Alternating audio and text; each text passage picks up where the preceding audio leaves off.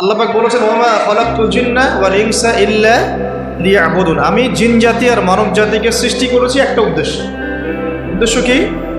তারা আমার ইবাদত। আচ্ছা, এখন প্রশ্ন হচ্ছে যে আল্লাহ পাক আমাদের কাছে কি চান? আল্লাযী খালাকাল মাউতা ওয়াল হায়াতা লিয়াবলুয়াকুম আইয়ুকুম আহসানু আমালা। আল্লাহ পাক দেখতে চান আমাদের মধ্যে আমলে শ্রেষ্ঠকে, আহসানকে, সবচেয়ে ভালোকে। এটা হচ্ছে প্রতিযোগিতা। আমরা একটা প্রতিযোগিতার মধ্যে আছি পৃথিবীতে, দুনিয়ার জীবনে। কারণ এই প্রতিযোগিতার লক্ষ্য কি? চূড়ান্ত সাফল্য অর্জন করা। চূড়ান্ত সাফল্য কোনটা? জান্নাত। চূড়ান্ত সাফল্য কোনটা? জান্নাত।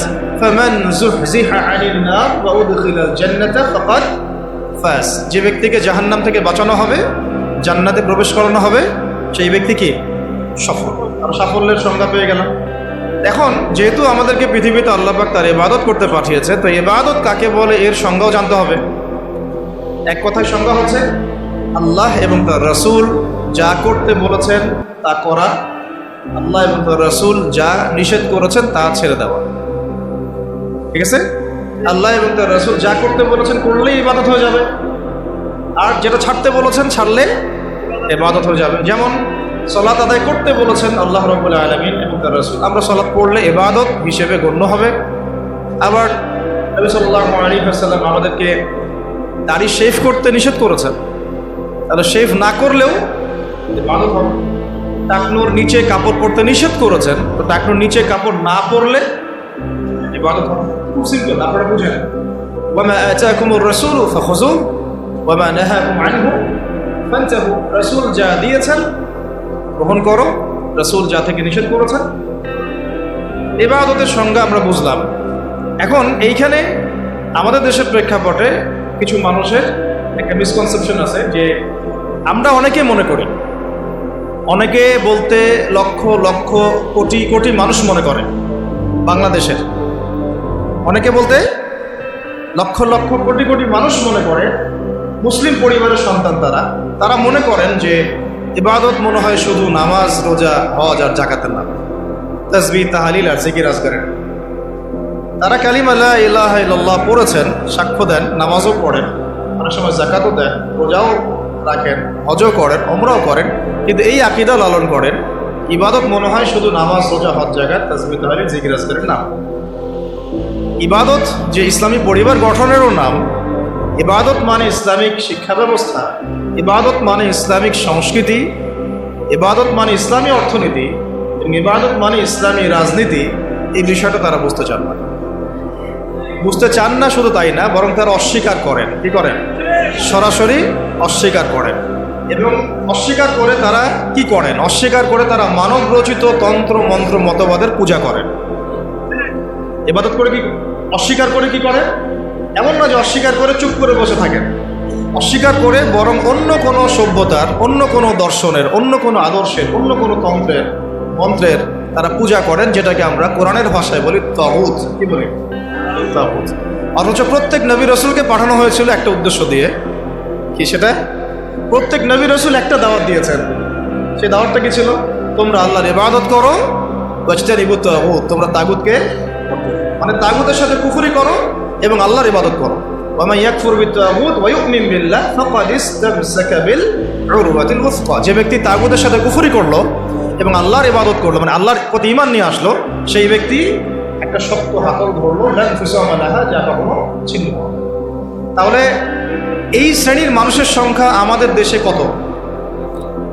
যারা ইবাদত বন্দেগীর জীবনে আল্লাহর অস্তিত্বকে স্বীকার করেন, নবী সাল্লাল্লাহু আলাইহি ওয়াসাল্লামের সুন্নাহকেও স্বীকার করেন, ইসলামের বিধানগুলোকে স্বীকার করেন, কিন্তু সংস্কৃতি, শিক্ষা ব্যবস্থা, অর্থনীতি, বাণিজ্য, সমরনীতি, রাজনীতি, এইসব জায়গায় তারা ইসলামকে প্রাধান্য দেন না। কোনো কোনো ক্ষেত্রে স্বীকারও করেন না, কখনো স্বীকার করলেও মানেন না, কখনো স্বীকার করলেও মানেন না। এই শ্রেণীর মানুষকে আমরা আসলে কি বলতে পারি? এই মতবাদগুলোর কিছু নাম আছে বাংলাদেশে। যত সো কল্ড ডেমোক্রেটিক মানে সিস্টেম আছে আমাদের দেশে, এই সিস্টেমের আন্ডারে যে মানুষগুলো আছেন তারা এই আদর্শে দীক্ষিত হয়েছেন। যত সেকুলার সোসাইটি আছে তারা এই আদর্শে দীক্ষিত, যত কমিউনিস্ট সোসাইটি আছে তারা সবাই এই আদর্শে দীক্ষিত, যত জাতীয়তাবাদের লোকজন আছে বাংলাদেশে সবাই এই আদর্শে দীক্ষিত।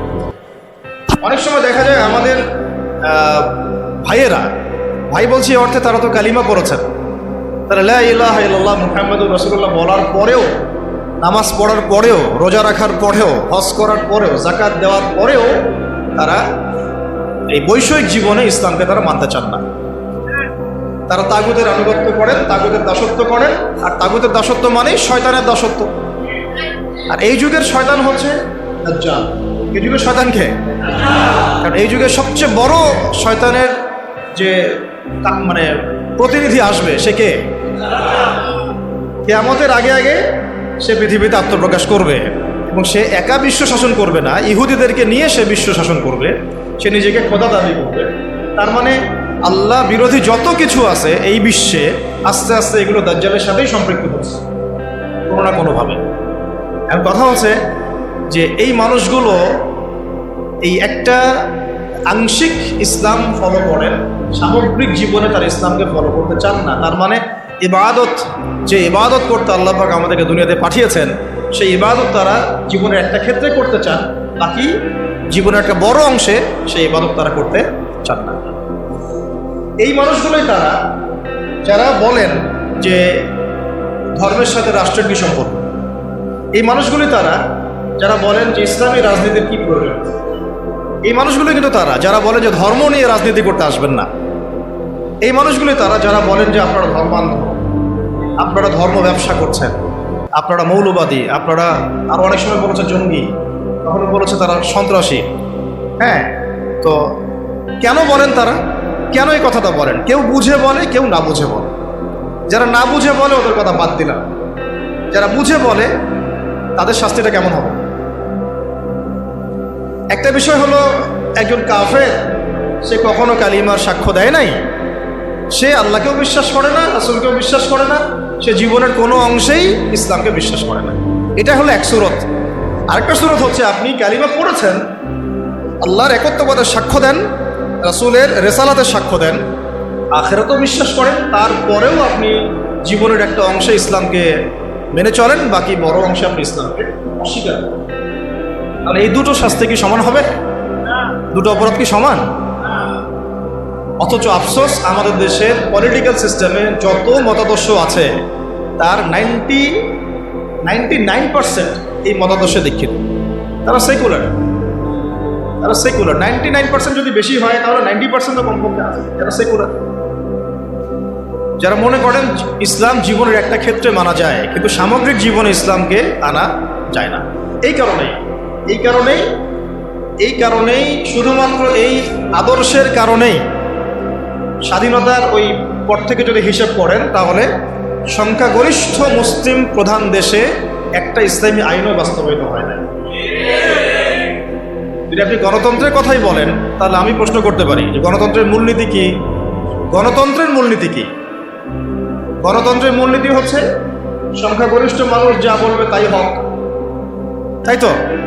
এই মতবাদ ইসলামের সাথে সাংঘর্ষিক, কিন্তু তারপরেও আপনাদের ভাষায় কথা বলছে। যদি এটাও ধরে নেই যে আপনাদের তর্কের খাতিরে ধরেও নেই যে আপনাদের এই কথাটা ঠিক, আসলে কিন্তু ঠিক না, তর্কের খাতিরে ধরে নিলাম যে আপনাদের এই কথাটা ঠিক, তাহলে আমাদেরকে উত্তর দেন যে বাংলাদেশে বেশিরভাগ মানুষ তো মুসলিম, 90% মানুষ মুসলিম, তাহলে 90% মানুষ মুসলিম, এত বেশি অধিকাংশ মুসলিম প্রধান একটা দেশের রাষ্ট্র ধর্ম ইসলাম কেন হবে না? যেহেতু বেশিরভাগ মানুষ মুসলিম, তাহলে জনসংখ্যা দিয়েও তো আপনি গণতন্ত্রের মূলনীতি রক্ষা করলেন না। ধরেন আমাদের দেশে 16 কোটি মানুষ, তার মধ্যে ধরেন 15 কোটি মুসলিম, তাহলে তো গণতন্ত্রের দাবি যে 15 কোটি মানুষের যা ধর্ম তাই হবে রাষ্ট্রধর্ম। 15 কোটি মানুষ যদি বলে হ্যাঁ আমরা শরিয়া আইন চাই, ইসলামী রাষ্ট্র চাই, তাহলে তাদের ভোট নিয়ে তো ইসলামী রাষ্ট্র কায়েম করতে হতো। তাহলে আদৌ কি হয়েছে? তাহলে এটা একটা ধোঁকাবাজি হয়েছে। কি হয়েছে? একটা ধোঁকাবাজি। এই জন্য আমরা বললাম এটা গণতন্ত্র নয়, এটা তথাকথিত গণতন্ত্র। এটা একটা so called democratic country, not democratic country. এটা so called democratic country, not a pure democratic country, যদি ওই সেন্সেও আপনি চিন্তা করেন। স্বাভাবিক কথা, গণতন্ত্রের মূলনীতি কি? 100 জনের মধ্যে 90 জন যদি বলে সুদ হালাল, গণতন্ত্রপন্থীরা বলবে হালাল, তাহলে নাউজুবিল্লাহ। যদি 100 জনের মধ্যে 99 জন বলে সমকামিতার লাইসেন্স দাও, দিবে। যদি বলে LGBTQ প্রতিষ্ঠা করো, করবে। যদি বলে যে পতিতালয়ের লাইসেন্স দাও, দিবে। এই তো তাদের মূলনীতি। এটা মূলনীতি না? আর একজন বেচারা দাঁড়িয়ে যদি বলে যে না এগুলো হারাম, তার কথা শোনা হবে না। স্পিকার সাহেব বলবেন না, হ্যাঁ জয়যুক্ত হয়েছে। কি বলবেন? হ্যাঁ জয়যুক্ত। এটা হলো তাদের মূলনীতি। এই মূলনীতি ইসলামের সাথে সরাসরি সাংঘর্ষিক, কিন্তু তর্কের খাতিরে যদি ধরেও নেই যে আপনার কথা ঠিক, আপনার মূলনীতি ঠিক আছে, তাহলে বেশিরভাগ মানুষ যেহেতু মুসলিম, তাহলে কেন ইসলাম রাষ্ট্রধর্ম হলো না? কেন সংবিধানে ইসলামী আইনগুলো আসলো না? কেন মুসলিমদের ধর্মগ্রন্থই সংবিধান হলো না? কেন মুসলিমদের উসওয়াতুল হাসানা নবী মুহাম্মদ সাল্লাল্লাহু আলাইহি ওয়াসাল্লামের রেখে যাওয়া সুন্নতার বিধানগুলো আমাদের সংবিধানে স্থান পেল না? কেন পেল না? কেন আমরা আল্লাহ এবং তার রাসূলের বিধান থাকতেও মানবরচিত বিধান কেন রচনা করলাম? কেন আমরা আমাদের সংবিধানে আল্লাহ বিরোধী আইনগুলো নিয়ে আসলাম? যদি আমরা এটা মানি যে হ্যাঁ গণতান্ত্রিক পদ্ধতিতেই বেশিরভাগ মানুষ যা বলে সেটাই সত্য, তাহলে আমরা তো এখানে বেশিরভাগ মানুষ মেজরিটি, আমাদের সংখ্যা তো বেশি, তাহলে আমাদের মতামতগুলো কেন নেওয়া হলো না? তার মানে বোঝা গেল পুরো বিশ্বে এই গণতন্ত্রের নামে ধোঁকাবাজি চলতেছে। কি চলতেছে? মানুষের আই ওয়াশ শো ডাউন করা। আদতে তারা কখনোই সংখ্যাগরিষ্ঠ মানুষের মতামতকে নিচ্ছেন না। একটা আমভাবে একটা ভোটের আয়োজন করেন, ধরেন আমভাবে একটা গণভোট। এখন এই মুহূর্তে এই পরিবর্তিত বাংলাদেশে যে তরুণ প্রজন্মকে আমরা গড়ার চেষ্টা করেছি বিগত 10 বছর থেকে, তাদের সংখ্যা মাশাআল্লাহ এখন লক্ষ লক্ষ না কোটি কোটি, তাই না? মাশাআল্লাহ। এখন একটা আপনারা একটা গণভোট নেন দেখি ইনসাফের সাথে, যে কত পার্সেন্ট মানুষ ইসলামী রাষ্ট্র চায় আর কত পার্সেন্ট মানুষ ইসলামী রাষ্ট্র চায় না। কত পার্সেন্ট মানুষ চায় যে বাংলাদেশে একটা ইসলামী রাষ্ট্র হোক বা একটা ইসলাম পথের সরকার আমাদের মাথার উপরে আসুক। একটা আমভাবে গণভোট নেন, তারপর দেখেন কে জিতে কে হারে। ইনসাফের সাথে এটাকে কখনো নেওয়া হয়েছে? সব রাতের অন্ধকার হয়েছে। সব কি হয়েছে? এটা ধোঁকাবাজি। ধোঁকাবাজি না? তো এই দর্শনে যারা বিশ্বাস করেন তারা জীবনের একটা অংশে ইসলামকে মানেন, বাকি অংশে তার ইসলামকে মানেন। তারাই বলেন যে ইসলাম ধর্মকে আমার রাষ্ট্রে আনার কি দরকার, সংবিধানে কেন আল্লাহর আইন আনতে হবে, এগুলো তো মৌলবাদী কথা হয়ে যায়, এগুলো তো চরমপন্থা হয়ে যায়, এগুলো তো শিকেলে কথা হয়ে যায়, এই যুগে কি এগুলো চলে? নাউযুবিল্লাহি মিন যালিক। তারা এগুলো বলেছে না? এর বাইরে একটা শ্রেণী আছে এই অঙ্গনে, তাদেরকে বলা হয় কমিউনিস্ট। কি বলা হয়? যত বামপন্থী তারা এই দলের অন্তর্ভুক্ত। তাদের মতামতটা আরো বেশি গর্হিত, কারণ গণতন্ত্রপন্থীরা অন্তত জীবনের একটা ক্ষেত্রে আল্লাহর অস্তিত্ব স্বীকার করে। কোন ক্ষেত্রে? ধর্মীয় জীবনে, ব্যক্তিগত জীবন। কিন্তু কমিউনিস্টে যারা বিশ্বাসী, কমিউনিজমে যারা বিশ্বাসী, তারা স্রষ্টা ঈশ্বরের অস্তিত্বেই বিশ্বাস করে। তারা তো আরো বড় রকমের কুফরের মধ্যে আছে।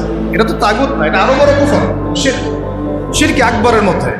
তারা মনে করেন যে স্রষ্টা বলতে কিছু নাই, রাষ্ট্র আমরা গঠন করব, অর্থনীতি আমরা বুঝবো, সমাজনীতি আমরা বুঝবো, অর্থনীতি অর্থ ব্যবস্থা আমরা বুঝবো, শিক্ষা ব্যবস্থা আমরা বুঝবো। এখানে ধর্মগ্রন্থের আনার কোনো প্রয়োজনই নাই, ধর্মের কোনো জায়গাই নাই আমার জীবন। এটা হচ্ছে তাদের মানে মূলনীতি। হ্যাঁ, যদি ব্যক্তিগতভাবে কেউ নাম আব্দুল্লাহ হয় সেটা অন্য ইস্যু, কিন্তু প্রকৃত মুসলিম বলতে যা বোঝায় তার ধার কাছেও তারা নাই। তারা নাস্তিকতায় বিশ্বাসী। এক কথা কিসে বিশ্বাসী? নাস্তিকতা। আরো ব্যাপার আছে। গণতন্ত্রপন্থীদের যেমন উসওয়াতুল হাসানা আছে, গণতন্ত্রপন্থীদের উসওয়াতুল হাসানার নাম হচ্ছে আব্রাহাম লিঙ্কন। কি নাম? আবার কমিউনিস্ট যারা, তাদের উসওয়াতুল হাসানা কে? Mao Tse-tung, Lenin, স্টেলিন। তারা হচ্ছে তাদের উসওয়াতুল হাসানা। বুঝেন কিনা? উসওয়াতুল হাসানা মানে কি? সর্বোত্তম আদর্শ। আমাদের উসওয়াতুল হাসানা কে? নবী মুহাম্মদ সাল্লাল্লাহু আলাইহি ওয়াসাল্লাম কি শুধু আমার নামাজের উসওয়াতুল হাসানা? শুধু কি আমার পরিবারের উসওয়াতুল হাসানা? শুধু আমার সমাজের, অর্থনীতির, সংস্কৃতির, শিক্ষার, নাকি পুরো জীবনের?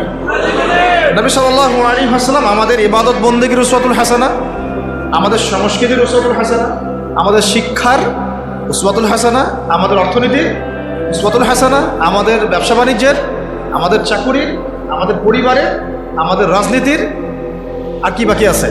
আমাদের পুরো জীবনের উসওয়াতুল হাসানা কে? নবী মুহাম্মদ সাল্লাল্লাহু আলাইহি ওয়াসাল্লাম। আমরা একজন ব্যক্তিকে উসওয়াতুল হাসানা মেনে চলছি এবং তার সাহাবায়ে কেরাম তো আছেনই। মা আনা আলাইহি ওয়া আসহাবি, মা আনা আলাইহি ওয়া আসহাবি, আমি যার উপরে আছি আমার সাহাবীরা যার উপরে আছে। কিন্তু গণতন্ত্রপন্থীদের উসওয়াতুল হাসানা ধর্মীয় জীবনে নবী মুহাম্মদ সাল্লাল্লাহু আলাইহি ওয়াসাল্লাম, কিন্তু অর্থনৈতিক জীবনে ওয়ার্ল্ড ব্যাংক, অর্থনৈতিক জীবনে কি ওয়ার্ল্ড ব্যাংক, IMF আর ফেডারেল রিজার্ভ ব্যাংক। আর পলিটিক্যাল লাইফে তাদের উসওয়াতুল হাসানা হচ্ছে আব্রাহাম। কত ইলাহ তাদের, হ্যাঁ তাই না? অনেক ইলাহ না? আবার কমিউনিস্ট যারা, তাদের উসওয়াতুল হাসানা কারো কারো ব্যক্তি জীবনে হয়তো মুহাম্মদ সাল্লাল্লাহু আলাইহি ওয়াসাল্লাম, কিন্তু অর্থনীতিতে তার উসওয়াতুল হাসানা হচ্ছে পুঁজিবাদ। কোনটা? পুঁজিবাদ। আর রাজনৈতিক জীবনে তার উসওয়াতুল হাসানা হচ্ছে মাও সেতুং, লেনিন, স্টেলিন আর মুসোলিনি, সোভিয়েতের সময় যা হয়েছে আর কি। তাই তাদেরও অনেক ইলাহ, অনেক উসওয়া। আবার যারা সেকুলার, যারা কি সেকুলারিজমে বিশ্বাসী, তাদের উসওয়াতুল হাসানা কারা? তাদের উসওয়াতুল হাসানা হচ্ছে পশ্চিমা সভ্যতা। তারা পুরোটা পশ্চিমা সভ্যতা, পশ্চিমা সভ্যতা যা বলবে তাই। পশ্চিমারা যদি বলে এটা হক, ওরা বলবে হ্যাঁ হক। পশ্চিমারা যদি বলে এটা বাতিল, ওরা বলবে বাতিল। আল্লাহর আইন একদিকে পড়ে থাক, রাসূলের কথা একদিকে পড়ে থাক, কিছু যায় আসে না তাদের। পশ্চিমারা কি বললো এটা হচ্ছে কথা। যদি তারা ইসলামের পক্ষে কোনো কিছু চালু করে আর পশ্চিমারা চোখ রাঙানি দেয়, ভয়ে সেখানে প্যান্টে পেশাব করে দিবে। যদি তারা ইসলামের পক্ষে অবস্থান নেয় আর ভারত একটু চোখ রাঙানি দেয়, তাহলে ভয়ে ওরা পেশাব করে দেবে। এই হলো তাদের উসওয়াতুল হাসানা। তাদের উসওয়াতুল হাসানা হচ্ছে বিশ্বের পশ্চিমা এবং যত রাম বাম প্রগতিশীল পরাশক্তি, এগুলো ওদের উসওয়াতুল হাসানা। কিন্তু আমরা মুসলিম, আমাদের উসওয়াতুল হাসানা জীবনের সর্বক্ষেত্রেই একজন ব্যক্তি, তার নাম মুহাম্মদ সাল্লাল্লাহু আলাইহি ওয়াসাল্লাম। মূল জায়গাটা আলোচনা করলাম এই কারণে, আপনাদের বোঝার সুবিধার্থে, যে ইবাদত করার ক্ষেত্রে এসে আমরা যে ইসলামকে কত ভাগে ভাগ করে ফেলছি তা ঠিক নাই। অথচ ইবাদত করতে আল্লাহ পাক বলেছেন জীবনের সমস্ত ক্ষেত্রেই আমার বিধান মেনে চলো। তুমি নামাজ পড়লেও আমার বিধান মতোই পড়তে হবে, রোজা রাখলেও আমার বিধান মতোই পড়তে হবে, হজ করলেও জাকাত দিলেও আমার বিধান মতোই করতে হবে, নবীর সুন্নাহ অনুযায়ী করতে হবে। তুমি যদি সমাজনীতি পরিচালনা করতে চাও, সমরনীতি পরিচালনা করতে চাও, সংস্কৃতি পরিচালনা করতে চাও, শিক্ষা ব্যবস্থা প্রণয়ন করতে চাও, তুমি যদি ইলেকশন করতে চাও বা রাজনীতিও করতে চাও, তবুও কি করতে হবে? আমার বিধান মোতাবেকই তোমাকে আগাতে হবে। তুমি এখানে অন্যের বিধানে দাসত্ব করতে পারবে না। যদি করো তাহলে তুমি জীবনের এক ক্ষেত্রে আল্লাহকে মানো, আরেক ক্ষেত্রে শয়তানকে মানো। তুমি জীবনের এক ক্ষেত্রে আল্লাহকে মানো, আরেক ক্ষেত্রে তুমি জীবনের এক ক্ষেত্রে আল্লাহর দাসত্ব করো, আরেক ক্ষেত্রে তাগুতের দাসত্ব করো। এই সহজ সরল কথাটা আমরা আমাদের জাতিকে আসলে এখনো হয়তো বোঝাতে পারিনি। অনেকে বুঝে করে, অনেকে না বুঝে করে। যারা এখন এই রাজনীতিগুলোর মধ্যে আছেন বেশিরভাগই এগুলো বোঝেন না, বেশিরভাগই বোঝেন না। দেখবেন অনেক বড় একটা রাজনৈতিক দলের একজন মুখপাত্র সেদিনই বলে দিলেন যে, দেখেছেন ধর্ম নিয়ে কি ধর্মান্ধতা সৃষ্টি হয়েছে আমাদের দেশে, দেখেছেন ধর্ম নিয়ে কি উন্মাদনার সৃষ্টি হয়েছে। বলেছেন না একজন, ধর্ম নিয়ে উন্মাদনা সৃষ্টি হবে কেন? বরং ধর্মকে আমরা জীবনের সব ক্ষেত্রে প্রতিষ্ঠা করতে চাই। এটার নাম তো উন্মাদনা না, এটা বরং আমাদের উপর ফরজ। এটা আমাদের উপর কি ফরজ। আপনি যদি নামাজ পড়েন তাহলে নামাজের ক্ষেত্রে আল্লাহর বিধান মানা ফরজ না? তাহলে আপনি যদি ব্যবসা করতে চান সেখানে আল্লাহর বিধান মানা ফরজ না? আপনি যদি অর্থনীতি পরিচালনা করতে চান সেখানে কি আল্লাহর বিধান মানা ফরজ না? যদি আল্লাহ পাক আপনাকে রাজনৈতিক ক্ষমতা দেন সেখানে ইসলামী বিধান অনুযায়ী, আল্লাহর বিধান অনুযায়ী রাষ্ট্র পরিচালনা করা কি ফরজ না? সহজ কথা। কথাটা কি কঠিন? খুব সহজ একটা কথা। কিন্তু আমি মুসলিম, আমি জীবনের সর্বক্ষেত্রেই আল্লাহর বিধান মেনে চলব, খুবই সহজ সরল কথা। এখন যদি কেউ বলে যে ভাই আমি এটা বুঝি, কিন্তু আমি পারিপার্শ্বিক চাপে, বিভিন্ন কারণে, বিভিন্ন সমস্যার কারণে আমি 100% এখন পারছি না, সেটা একটা সুরত হতে পারে, সেটা আলাদা একটা সুরত হতে পারে যে হ্যাঁ সে ব্যক্তি না হয় মানে, সে ব্যক্তি বুঝে, সে স্বীকারও করে, কিন্তু বলছে বিশ্বের পারিপার্শ্বিক চাপের কারণে হোক, আমার অভ্যন্তরীণ সমস্যার কারণে হোক, অনেকের কারণে হোক, অর্থনৈতিক মন্দার কারণে হোক, বিভিন্ন কারণে আমি 100% পারছি না, কিন্তু আমার উদ্দেশ্য আছে 100% প্রতিষ্ঠা করার। কিন্তু এটা তো আমরা দেখি নাই। দেখেছি কি? আমরা দেখেছি কিভাবে আস্তে আস্তে ওই রাজনৈতিক ক্ষমতাকে কাজে লাগিয়ে ইসলামকে মাইনাস করা হয়েছে। প্রথমে মাইনাস করা হয়েছে রাজনীতি থেকে, তারপরে মাইনাস করা হয়েছে অর্থনীতি থেকে, তারপরে আস্তে আস্তে মাইনাস করা হলো সংস্কৃতি থেকে, তারপরে মাইনাস করা হলো পুরো শিক্ষা সিস্টেম থেকে, তারপরে তারা হস্তক্ষেপ করলো পুরো ধর্মীয় জীবনে, মসজিদের উপরে, মাদ্রাসার উপরে, তাই না? আস্তে আস্তে আস্তে আস্তে ওলামায়ে কেরামকে পর্যন্ত তারা এই জেলের মামলার আসামি, হুমকি ধামকি, গুম খুন ফাঁসি কত কি হয়ে গেল। শুরুটা করেছিল তারা রাজনৈতিক ক্ষেত্রে, প্রথমে ইসলামকে মাইনাস করেছে। প্রথমে কি পলিটিক্যাল লাইফে তারা ইসলামটাকে মাইনাস করেছে, তারপরে অর্থনৈতিক লাইফে তারা মাইনাস করেছে, সংস্কৃতির মধ্যে মাইনাস করেছে, শিক্ষা ব্যবস্থায় তো মাইনাস করে ফেললো, তারপরে আস্তে আস্তে এটা মসজিদের উপর প্রভাব বিস্তার করলো, মাদ্রাসার উপরেও প্রভাব বিস্তার করলো, এমনকি মসজিদ কমিটির মধ্যেও তারা ঢুকে পড়লো। তাহলে আমরা একটা জিনিস বুঝতে পারলাম, যদি আমরা আমাদের সমস্যার শেকড় ঠিক না করি তাহলে আমার ঘর পর্যন্ত আর ঠিক থাকবে না, তাই না কথা? যদি আমরা ওই সমস্যার গোড়া ঠিক না করতে পারি তাহলে আমার ব্যক্তি জীবনেও দিন পালনের স্বাধীনতা থাকবে না, যার প্রমাণ আমরা বিগত 15 বছর দেখে আসছি।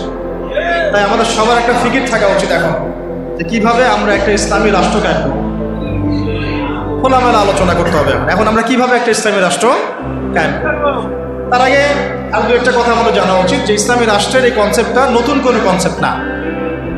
আদম আলাইহিস সালাম আল্লাহর খলিফা ছিলেন, নূহ আলাইহিস সালামও আল্লাহ পাকের বিধান অনুযায়ী তার জাতিকে পরিচালনা করেছেন, ইব্রাহিম আলাইহিস সালামও করেছেন, তাই না?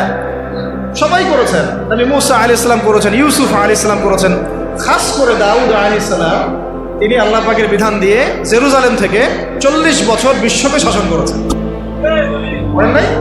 তাহলে এটা কোনো নতুন কনসেপ্ট না। খিলাফার যে কনসেপ্ট, এটা কি নতুন কোনো কনসেপ্ট না। খিলাফা মানে কি? খিলাফা মানে হচ্ছে আল্লাহর জমিনে আল্লাহর দিন প্রতিষ্ঠা করা, যেটাকে আমরা বলি ইকামতে দিন। কি বলি? ইকামতে দিন। যে ব্যক্তি আল্লাহ পাকের জমিনে আল্লাহর দিনকে প্রতিষ্ঠা করে তাকে আমরা বলি খলিফা। কি বলি? যেমন উমর রাদিয়াল্লাহু আনহু খলিফা ছিলেন, আবু বকর রাদিয়াল্লাহু আনহু খলিফা ছিলেন, উসমান রাদিয়াল্লাহু আনহু খলিফা ছিলেন, আলী ইবনে আবি তালেব খলিফা ছিলেন। তারা ছিলেন আল্লাহর খলিফা, মানে তারা আল্লাহর প্রতিনিধি। তারা আল্লাহর জমিনে আল্লাহর বিধান প্রতিষ্ঠা করবেন এবং সেই বিধান দিয়ে বিচার ফয়সালা করবেন। তো এখানে পার্থক্যটা বুঝতে হবে আমাদেরকে, যে গণতান্ত্রিক ক্ষেত্রে, ধর্মনিরপেক্ষ রাষ্ট্রে, কমিউনিস্ট রাষ্ট্রে সেখানে আল্লাহর খলিফা নাই। আল্লাহর খলিফা আছে, কারণ সেখানে আল্লাহর বিধান প্রতিষ্ঠার কোনো ফিকির নাই। আর যেখানে আল্লাহর খলিফা নাই সেখানে কার খলিফা থাকবে? সিম্পল কথা, যেখানে আল্লাহর খলিফা নাই সেখানে কার খলিফা? তাগুতের বিধান বাস্তবায়িত করা হচ্ছে। এই পার্থক্যটা আমাদের বুঝতে হবে। এটা নতুন কোনো কনসেপ্ট নয়। আমাদের নবী সাল্লাল্লাহু আলাইহি ওয়াসাল্লামকে রাষ্ট্র পরিচালনা করেন নাই? তার রাষ্ট্রের নাম কি? না বুঝে বলেন না। তার প্রথম রাষ্ট্রের নাম কি? মদিনা। মদিনা প্রথম ইসলামিক রাষ্ট্রের নাম কি? মদিনা। তারপরে মদিনাকে ভিত্তি করে আস্তে আস্তে আস্তে তিনি মক্কা বিজয় করেছেন। প্রথম ইসলামিক স্টেটের নাম কি? মদিনাতুল মুনাওয়ারা। তো সেখানে কি অন্য ধর্মের মানুষ ছিল না? তাদের অধিকার রক্ষা করা হয়েছে না? তাদের সাথে সনদ হয়েছে না? ইহুদিরা চুক্তি ভঙ্গ করেছে, তখন আমরা আক্রমণ করেছি, কারণ গাদ্দারদের কোনো ক্ষমা নাই। আমরা এই আমাদের অভ্যুত্থান, অভ্যুত্থানের পরে আমরা হয়তো ওই ভারতীয় দালালদেরকে মাফ করে দিচ্ছি, অনেকে গা ঢাকা দিচ্ছে, অনেক খুনের বিচার হচ্ছে না, আমরা অনেক ছাড় দিচ্ছি আর কি। কিন্তু নবী সাল্লাল্লাহু আলাইহি ওয়াসাল্লামের সুন্নত এটা নয়। তার সুন্নত হচ্ছে জালেমের উপর দয়া, মানে হচ্ছে মাজলুমের উপর খেয়ানত। জালেমের উপর মারহামাত, মাজলুমের উপরে কি? খেয়ানত। নবী সাল্লাল্লাহু আলাইহি ওয়াসাল্লামের সাথে গাদ্দারি করেছে বনু কাইনুকা, নবীজি বের করে দিয়েছেন। তাও একজন মুসলিম নারীর সম্ভ্রমহানি করেছিল, তাতেই পুরা বনু কাইনুকাকে বের করে দেওয়া হয়েছে। আর আমরা তো দেখছি যে প্রকাশ্যে সাইফুল ইসলামকে জবাই করা হলো, কোনো বিচার হইল না, তাই না বিষয়টা? তো এটা বনু কাইনুকার ক্ষেত্রে হয়েছে। আবার বনু নাজির নবী সাল্লাল্লাহু আলাইহি ওয়াসাল্লামকে কি করেছিল? উপর থেকে এই যে আপনার চাকতি বুঝেন, চরকি যেগুলো বলে, কি জানি বলে, জাতা, যেগুলোতে ধান পিষত আগেকার মানুষ, এইগুলো উপর থেকে ফেলে আল্লাহর নবীর মাথায় ফেলতে চেয়েছিলেন সাল্লাল্লাহু আলাইহি ওয়াসাল্লাম। এভাবে গুপ্ত হত্যার চেষ্টা করেছিল তারা, বনু নাজির গোত্র। তো এরপরে নবী সাল্লাল্লাহু আলাইহি ওয়াসাল্লাম তাদেরকে আক্রমণ করে, অবরোধ করে ওখান থেকে বের করে দিয়েছে। আর বনু কোরাইজা এই আহজাবের যুদ্ধে, খন্দকের যুদ্ধে আমাদেরকে পিছের পিছন থেকে ছুরি মারছে। কোরাইশদের সাথে তারা সন্ধি করে আমাদেরকে ভিতর থেকে ক্ষতি করার চেষ্টা করেছিল। নবী সাল্লাল্লাহু আলাইহি ওয়াসাল্লাম তাকে অবরোধ করে ওখান থেকে বের করে দিয়েছে। কখন আমরা তাদের সাথে চড়াও হয়েছি? যখন তারা আমাদের সাথে গাদ্দারি করেছে। তো নবী সাল্লাল্লাহু আলাইহি ওয়াসাল্লামও রাষ্ট্র চালিয়েছেন, মদিনার রাষ্ট্র। সেখানে অমুসলিমদের অধিকার তিনি সুরক্ষিত করেছেন, কিন্তু গাদ্দারদেরকে মাফ করেন নাই, শাতেমে রাসূলকে মাফ করেন নাই, নবীকে যারা গালি দিয়েছেন তাদেরকে মাফ করা হয় নাই। আচ্ছা, নবী সাল্লাল্লাহু আলাইহি ওয়াসাল্লামের মদিনার রাষ্ট্রে কি আল্লাহর আইন ছাড়া অন্য কোন আইন চলেছিল? তাহলে আপনি পার্থক্য বুঝে নেন, আমাদের সাথে তাদের কি পার্থক্য? তাদেরও ভূখণ্ড ছিল, মানে নবী সাল্লাল্লাহু আলাইহি ওয়াসাল্লাম এবং সাহাবীদেরও ভূখণ্ড ছিল, আমাদেরও ভূখণ্ড আছে। তাদেরও সরকার ছিল, আমাদেরও সরকার আছে। তাদেরও সার্বভৌমত্ব ছিল, আমাদেরও আছে। তাদেরও সংবিধান ছিল, আমাদেরও আছে। তাদেরও এই আপনার আর কি লাগে, হ্যাঁ না ঠিক আছে ওটা বলেছি। আর রাষ্ট্র গঠনের 4টা মৌলিক উপাদান লাগে: ভূখণ্ড, হ্যাঁ ভূখণ্ড, হ্যাঁ মাশাআল্লাহ, ভূখণ্ড, সরকার, সার্বভৌমত্ব এবং জনসংখ্যা। এই 4টা মদিনা রাষ্ট্রেও ছিল, আমাদের বাংলাতেও আছে। পার্থক্য তাহলে কোথায়? ওখানে অমুসলিমদের অধিকার খর্ব করা হয় নাই, কিন্তু এখানে মুসলিমদের অধিকার খর্ব করা হচ্ছে। সেখানে অমুসলিমদের অধিকার পর্যন্ত খর্ব করা হয় নাই। কোথায়? মদিনায়। অমুসলিমদের অধিকার পর্যন্ত খর্ব করা হয় নাই, আর এখানে মুসলিমদের পর্যন্ত অধিকার খর্ব করা হচ্ছে। পার্থক্য আছে না? পার্থক্য। ওখানে অমুসলিমদের সাথে আমরা কোনো দ্বন্দ্বে যাই নাই যতক্ষণ না তারা আমাদের সাথে গাদ্দারি করেছে, বেইমানি করেছে এবং আমাদেরকে পিছন থেকে ছুরি মেরেছে। এখন দেখা যায় অনেক সময় আমাদেরকে প্রকাশ্যে অখণ্ড ভারতের জয় শ্রীরামের স্লোগান দেওয়া হচ্ছে, প্রকাশ্যে আমাদের ভাইদেরকে অনেককে অত্যাচার করা হচ্ছে, জবাই করে হত্যা করা হলো, আমরা কোনো ব্যবস্থা গ্রহণ করতে পারছি না। আমরা দৃষ্টান্তমূলক কোনো শাস্তি এখন পর্যন্ত দিতে দেখি নাই, এটা আফসোস আমাদের জন্য। কিন্তু নবী সাল্লাল্লাহু আলাইহি ওয়াসাল্লামের যুগে একজন দিনী বোনের ইজ্জতের বিনিময়ে তিনি পুরা বনু কাইনুকাকে একেবারে মদিনা থেকে বের করে দিয়েছেন। আমরা কিন্তু সেটা করতে পারি নাই। তারপরে নবী সাল্লাল্লাহু আলাইহি ওয়াসাল্লামের যুগে মদিনায় ওখানে কি আল্লাহর বিধান ছাড়া অন্য কোনো বিধান দিয়ে রাষ্ট্র চলেছে? তাহলে আমাদের এখানেও সবই আছে, কিন্তু এখানে আল্লাহর বিধান নাই। আল্লাহর বিধান দিয়ে এই রাষ্ট্র পরিচালিত হচ্ছে না। সেখানে নবী সাল্লাল্লাহু আলাইহি ওয়াসাল্লাম সাহাবীদের মধ্যে যে পরিমাণ ভ্রাতৃত্বের বন্ধন স্থাপন করেছিলেন, সেই ভ্রাতৃত্বের বন্ধন আমার রাষ্ট্রের মধ্যে আসলে নাই। জাতীয় কোনো ঐক্য আমরা খুব একটা দেখছি না, বরং আমরা দেখছি এখানে জাতীয় বিভক্তি। এমনকি মুসলিমদের মধ্যে আমরা শত শত বিভক্তি দেখছি এবং ছাড় না দেওয়ার মানসিকতা দেখছি। আর নবী সাল্লাল্লাহু আলাইহি ওয়াসাল্লামের মদিনা রাষ্ট্র অন্য কোনো পরাশক্তির সামনে মাথা নত করে নাই, করেছিল। কিন্তু আমাদের দেশের কাঠামোটা যেটা, সেটা আমরা কিন্তু বিভিন্ন পরাশক্তির কাছে আমরা দাসত্বের শৃঙ্খলা আবদ্ধ হয়ে গেছি, তাই না? আবার নবী সাল্লাল্লাহু আলাইহি ওয়াসাল্লামের মদিনা রাষ্ট্র বিশ্বের বুকে মাথা উঁচু করে একদম স্পষ্ট স্বাধীন রাষ্ট্র ছিল। আমরা কিন্তু বিশ্বের বুকে মাথা তুলে এখন পর্যন্ত সেই স্বাধীনতা অর্জন করতে পারি। সত্যি কথা এটাই।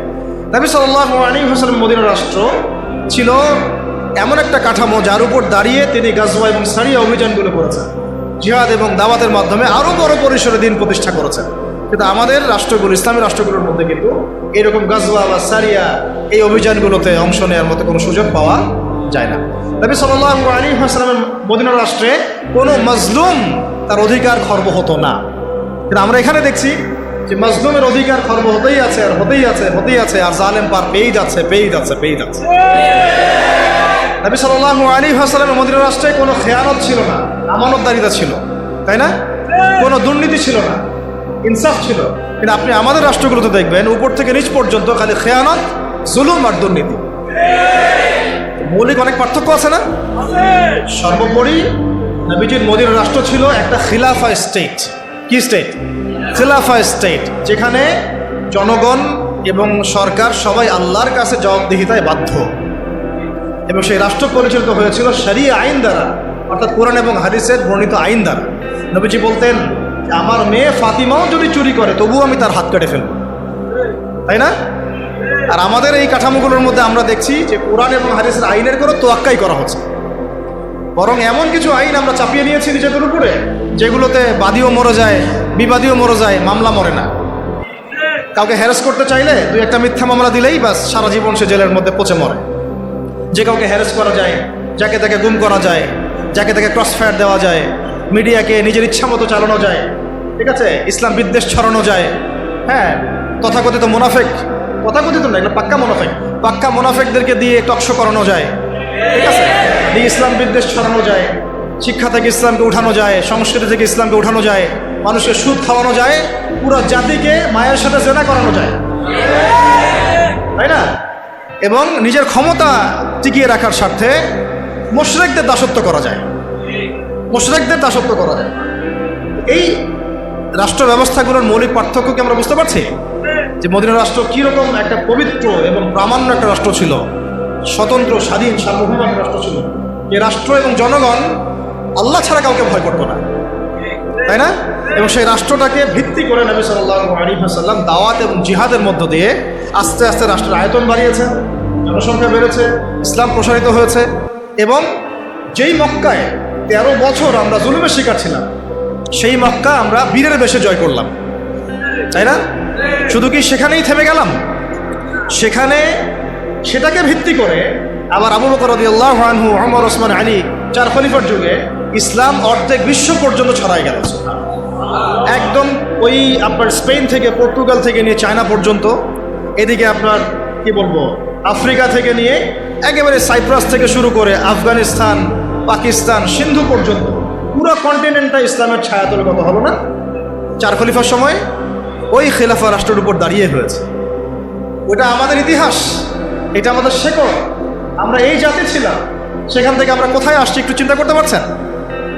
পুরো রাষ্ট্র ব্যবস্থার মধ্যে দুর্নীতি, অনিয়ম, জুলুম, খেয়ানত, মানে মাজলুমের অধিকার খর্ব করা, হ্যাঁ, আইনের সুশাসন নিশ্চিত না হওয়া, একেবারে জোরজার মুল্লুকতার, জ্ঞানীদেরকে মূল্যায়ন না করা, মূর্খদের রায় নিয়ে রাষ্ট্র পরিচালনা করা, হ্যাঁ, এবং আল্লাহ বিরোধী আইনগুলোকে হালাল করে নেওয়া, আল্লাহর হালালকে হারাম করে নেওয়া, আল্লাহর হারামকে হালাল করে ফেলা, হ্যাঁ, তাগুতি বিধান চাপিয়ে দেওয়া, ইসলামকে সংকুচিত করা, ইসলাম বিদ্বেষ ছড়ানো। কি করি নাই আমরা?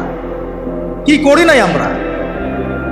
মূল কথা হচ্ছে আমরা ইসলামটাকে শুধু ব্যক্তি জীবনে ওই ইহুদি খ্রিস্টানদের মতো, ওরা যেমন গির্জায় প্যাগোডায় ধর্মকে সংকুচিত করেছে, ওই রকম আমরাও চেয়েছি যে ইসলামকে মসজিদের মধ্যে ঢুকায় তালা মেরে রেখে দেব, বাইরে ইসলামকে আমরা আসতে দিব না, তাই না? এটার বাস্তব রূপরেখা আমরা দেখেছি এই সেকুলার রাষ্ট্রগুলো। এখন যদি আমরা এগুলো থেকে কোনো শিক্ষা নিয়েই থাকি, তাহলে আমাদের আগে জানা উচিত যে ইসলামী রাষ্ট্র ব্যবস্থায় সুবিধা কি, অসুবিধাগুলো কি, এবং এখানে আমাদের ভূমিকাটা কি। নাকি আমরা আসলে চাই এভাবেই চলতে থাক? আসলে সিদ্ধান্তে আসে নাকি? আপনারাই বলেন তো, আসলে কি এভাবে চলতে থাকা উচিত? দেখেন, এভাবে যদি চলতে থাকে, আমি আপনাদেরকে গ্যারেন্টি দিচ্ছি, আল্লাহ না করুক, যদি এইভাবে চলতে থাকে, তাহলে ব্যক্তি জীবনেও আপনি ইবাদত করার স্বাধীনতা হারাবেন। ইভেন আমরা তো আশঙ্কা করছিলাম যে কোন দিন জানি দাড়ি রাখার নিষেধাজ্ঞা চালু হয়। আপনারা কি তুরস্কের ইতিহাস পড়েছিলেন? যখন তুরস্ক প্রথম বিশ্বযুদ্ধে অটোম্যানরা যখন মানে ফার্স্ট ওয়ার্ল্ড ওয়ারে অংশ নিয়েছিল, হেরে গিয়েছিল, মোস্তফা কামাল আতাতুর্ককে ক্ষমতায় বসানো হয়েছিল, তখন আজান বন্ধ হয়ে গিয়েছিল, মাদ্রাসা বন্ধ হয়ে গিয়েছিল, মসজিদ তালা মারা হয়েছিল, দাড়ি রাখা নিষেধ করা হয়েছিল। এমন কোনো জুলুম নাই তখন করা হয় না। তো এইভাবে যখন ইসলামকে রাজনৈতিক অঙ্গন থেকে সরিয়ে ফেলা হয়, তখন আস্তে আস্তে ইসলাম ব্যক্তি জীবন থেকে উঠে যায়, উঠিয়ে দেওয়া হয়। একটা সহজ সরল বিষয়, আমার কাছে যদি এই পুরো মিরপুর এলাকার, ধরেন অন্য কথা বাদ দিলাম, পুরো মিরপুর এলাকার অথরিটি যদি আমার কাছে থাকে, এবং আমি যদি একজন স্বাধীন শাসক হই মিরপুরের, ফর এক্সাম্পল, একটা এক্সাম্পল দিচ্ছি, এই মিরপুর অঞ্চলটুকুর স্বাধীন শাসক একজন আমি, ধরেন XYZ, বা আপনি আব্দুল্লাহ আব্দুর রহমান, এখন আপনার অথরিটি আছে, আপনি চাইলে আপনার এলাকার সব মদের বার বন্ধ করতে পারেন, সব জুয়ার আসর আপনি বন্ধ করতে পারেন, আপনি আপনার এখানে প্রশাসনিক বাহিনী দিয়ে এখানে জরিমানা করতে পারেন, আইনের সুশাসন নিশ্চিত করতে পারেন, আপনি এই এলাকার সমস্ত মসজিদকে আবাদ করতে পারেন, সমস্ত বক্তব্যে কোরআনের একেবারে কি বলবো, কোরআনের শিক্ষা প্রচার প্রসার আপনি বাস্তবায়ন করতে পারেন, প্রত্যেকটা মাদ্রাসাকে আপনি আরো উন্নত করতে পারেন, এমনকি ওলামায়ে কেরামদেরকে ভাতা দিতে পারেন, তাই না? তাদেরকে আপনি উন্নত জীবন দিতে পারেন, তাদেরকে জুলুমের হাত থেকে বাঁচাতে পারেন। মানে এক কথা, এই এলাকায় আপনি আল্লাহ এবং তার রাসূলের বিধানকে বাস্তবায়ন করতে পারবেন, সমস্ত জুলুমের শেকড় উপরে ফেলতে পারবেন। কিন্তু যদি এই এলাকার শাসন ক্ষমতা আপনার হাতে না থাকে, আমি যদি একটা সাধারণ মানুষ হই, তাহলে আদৌ কি আপনি এগুলো করতে পারবেন? এই সহজ কথাটা আমরা বুঝি না।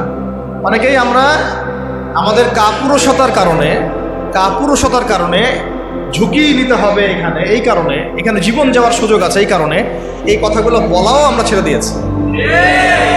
বিগত 15 বছরে কিন্তু এগুলো খুব একটা বলাও হয় নাই, যারাই বলতে চেষ্টা করেছেন তাদেরকে উঠিয়ে নেওয়া হয়েছে। আর এটা আল্লাহ পাকের রহমত যে আমরা এখনো বেঁচে আছি। বাঁচার তো কথা ছিল না, বাঁচার কথা কিন্তু ছিল না।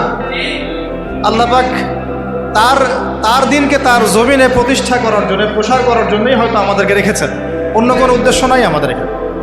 তো এখন আমরা যদি এই সুযোগকে কাজে না লাগাই, যদি আমরা সবাই মিলে এই সুযোগকে কাজে না লাগাই, তাহলে কে জানে আবার 10-20 বছর পরে বা 5 বছর পরে, আল্লাহ না করুন, যদি আরো বড় কোনো জালেম চেপে বসে, তাহলে না থাকবে আমাদের কোনো দেহ, আর না থাকবে আমাদের কোনো গর্দান।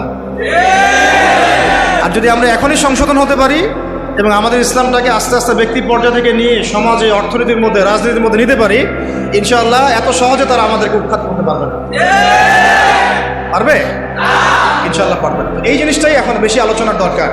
তাহলে এখন আসেন, একটা বিষয় একটু আপনাদের সামনে স্পষ্ট করতে চাই যে খালি পয়েন্টসগুলো বলবো, বিস্তারিত আপনাদেরকে বলতে হবে না, আপনারা বুঝতেছেন, আমি বুঝতে পারছি। শুধু পয়েন্টগুলো বলবো যে কি কি সুফল হতে পারে যদি একটা ইসলামিক রাষ্ট্র ব্যবস্থা আমাদের মাথার উপরে আসে, বা একটা ইসলামপন্থী গভর্নমেন্ট আমাদের মাথার উপরে আসে, তাহলে আমরা কি কি সুবিধা পাইতে পারি। অনেকে হয়তো মনে করেন যে এটা থাকলেও যা, না থাকলেও তা। অনেকে আবার এগুলো নিয়ে আলোচনা করেন না, বা করেন না, এতে করে এটা মাথা থেকে মাইনাস হয়ে গেছে। একটা বিষয় বুঝেন, এটা আসলে আমার একটা বুঝ আর কি, নিজের মতো করে বলছি আর কি।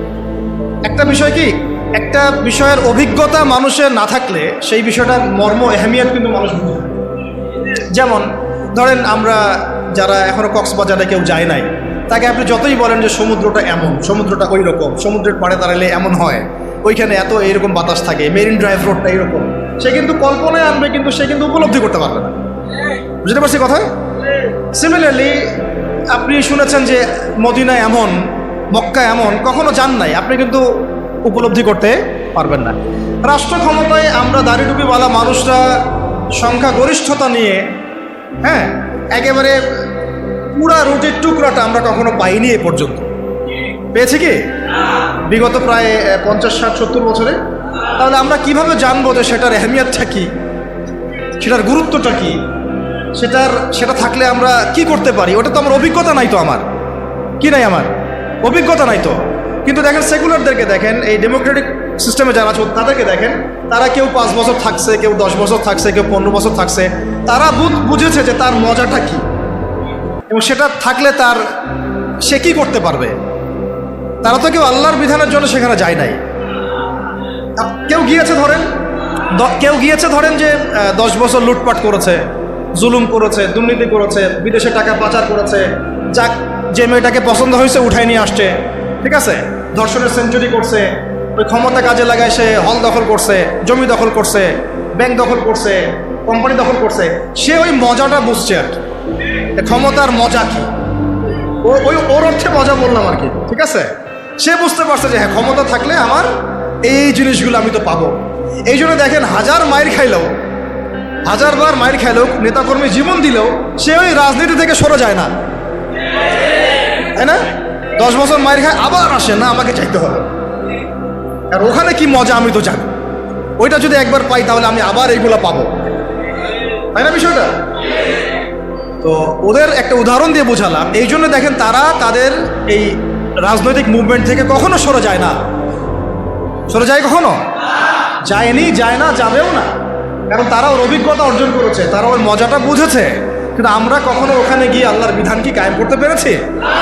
আমরা তো ওখানে গিয়ে ন্যায় বিচার, ইনসাফ, হ্যাঁ, তারপরে আপনার আল্লাহর বিধান, শরিয়া আইন, তারপরে হুদুদ, কিসাস, এই যে বিষয়গুলো আমরা তো বাস্তবায়ন করতে পারি নাই। আমাদের ওই অভিজ্ঞতাটা নাই তো, এই কারণে আমাদের মধ্যে থেকে আলোচনা উঠে গেছে আস্তে আস্তে, খুব কম, লিমিটেড। কিন্তু আমরা যদি একবার ওখানে যেতে পারি, তখন দেখবেন আপনারাও বা আমরা ওইটা ছাড়তে চাবো না। কারণ আমরা জানি ওখানে গেলে ইসলামকে কত বড় পরিসরে কায়েম করা যাবে ইনশাআল্লাহ, তাই না? আমরা ইসলামিক সেন্সে বলছি, আমরা ওখানে গেলে বুঝতে পারবো যে আমরা কত বড় পরিসরে ইসলামের খেদমত করতে পারবো ইনশাআল্লাহ। যেহেতু আমরা যেতে পারি নাই, তাই আমাদের মধ্যে ওই অভিজ্ঞতাটা কিন্তু এখন অর্জিত হয় নাই। এই কারণে আলোচনাগুলোর দরকার যে ওখানে গেলে কি পেতে পারেন বা সুফলটা কি হতে পারে, আর না গেলে কি কুফলগুলো হচ্ছে।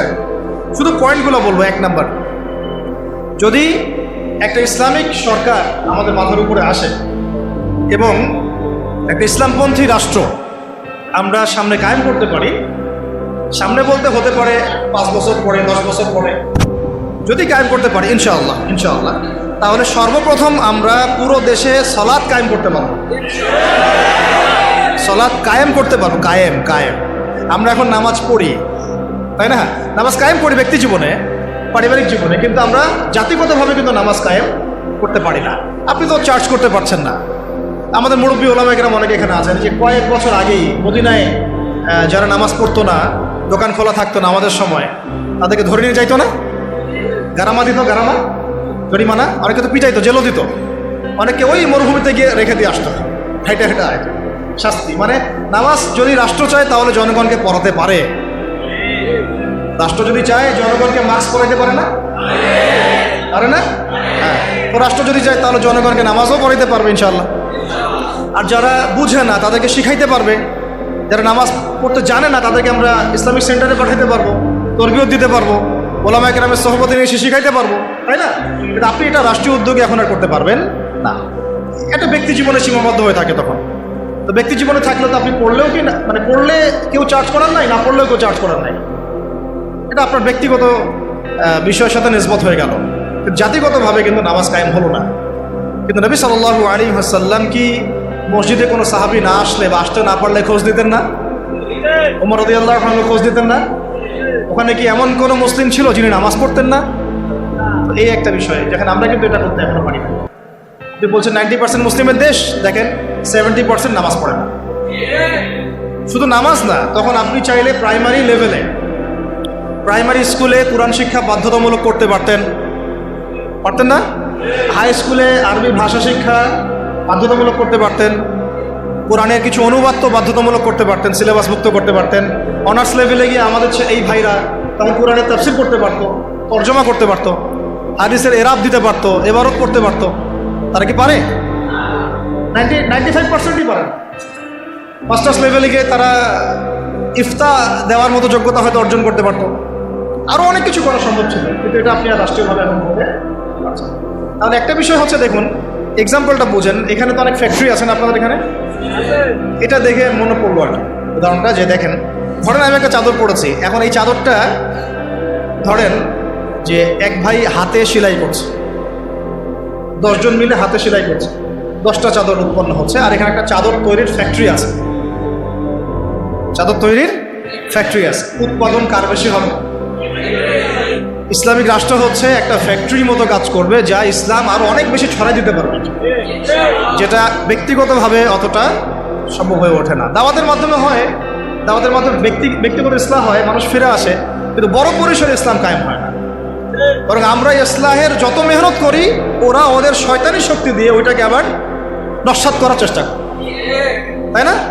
আমরা ইসলাহ করে মানুষকে আল্লাহর পথে ডাকার চেষ্টা করি, ওরা গান বাজায় দিল, কনসার্ট করাই দিল, পর্নোগ্রাফি চালু করে দিল, মেয়ে নাচাই দিল, আল্লাহ বিরোধী আইন 4টা-5টা চালু করে দিল, বাস আপনার মেহনতের উপর পানি পড়ে গেল, তাই না বিষয়টা? অথচ যদি আমরা একটা ইসলামিক স্টেটের দিকে যেতে পারতাম, ইসলামিক রাষ্ট্র ব্যবস্থার দিকে, তাহলে ওই ক্ষমতা আমাদের হাতে থাকতো যে তারা উপরের লেভেল থেকে ইসলাম বিরোধী কোনো শক্তিকে মানে আমাদের উপর চাপিয়ে দিতে পারত না।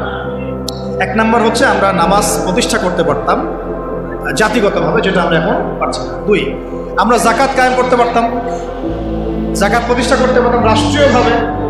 এটা মুসলিমদের জন্য বলছি, নামাজ এবং যাকাতের বিষয়গুলো। অমুসলিমদেরকে নিয়ে তো আমাদের এখন এভাবে ফিকির নাই। তারা আমাদের রাষ্ট্রে থাকবে, আমরা সহ অবস্থান করব, আমরা তাদের ধর্ম পালনে কোনো বাধা দিব না, আবার আমরা তাদের ধর্ম পালনের অংশও হব না। মানে না আমি মূর্তি ভাঙতে যাব, আর না আমি মূর্তি পাহারা দিব, আর না আমি মূর্তি গড়ে দিব। তারা লাকুম দীনুকুম ওয়ালিয়া দিন, তোমাদের দিন তোমরা পালন করো, আমাদের দিন আমরা পালন করব।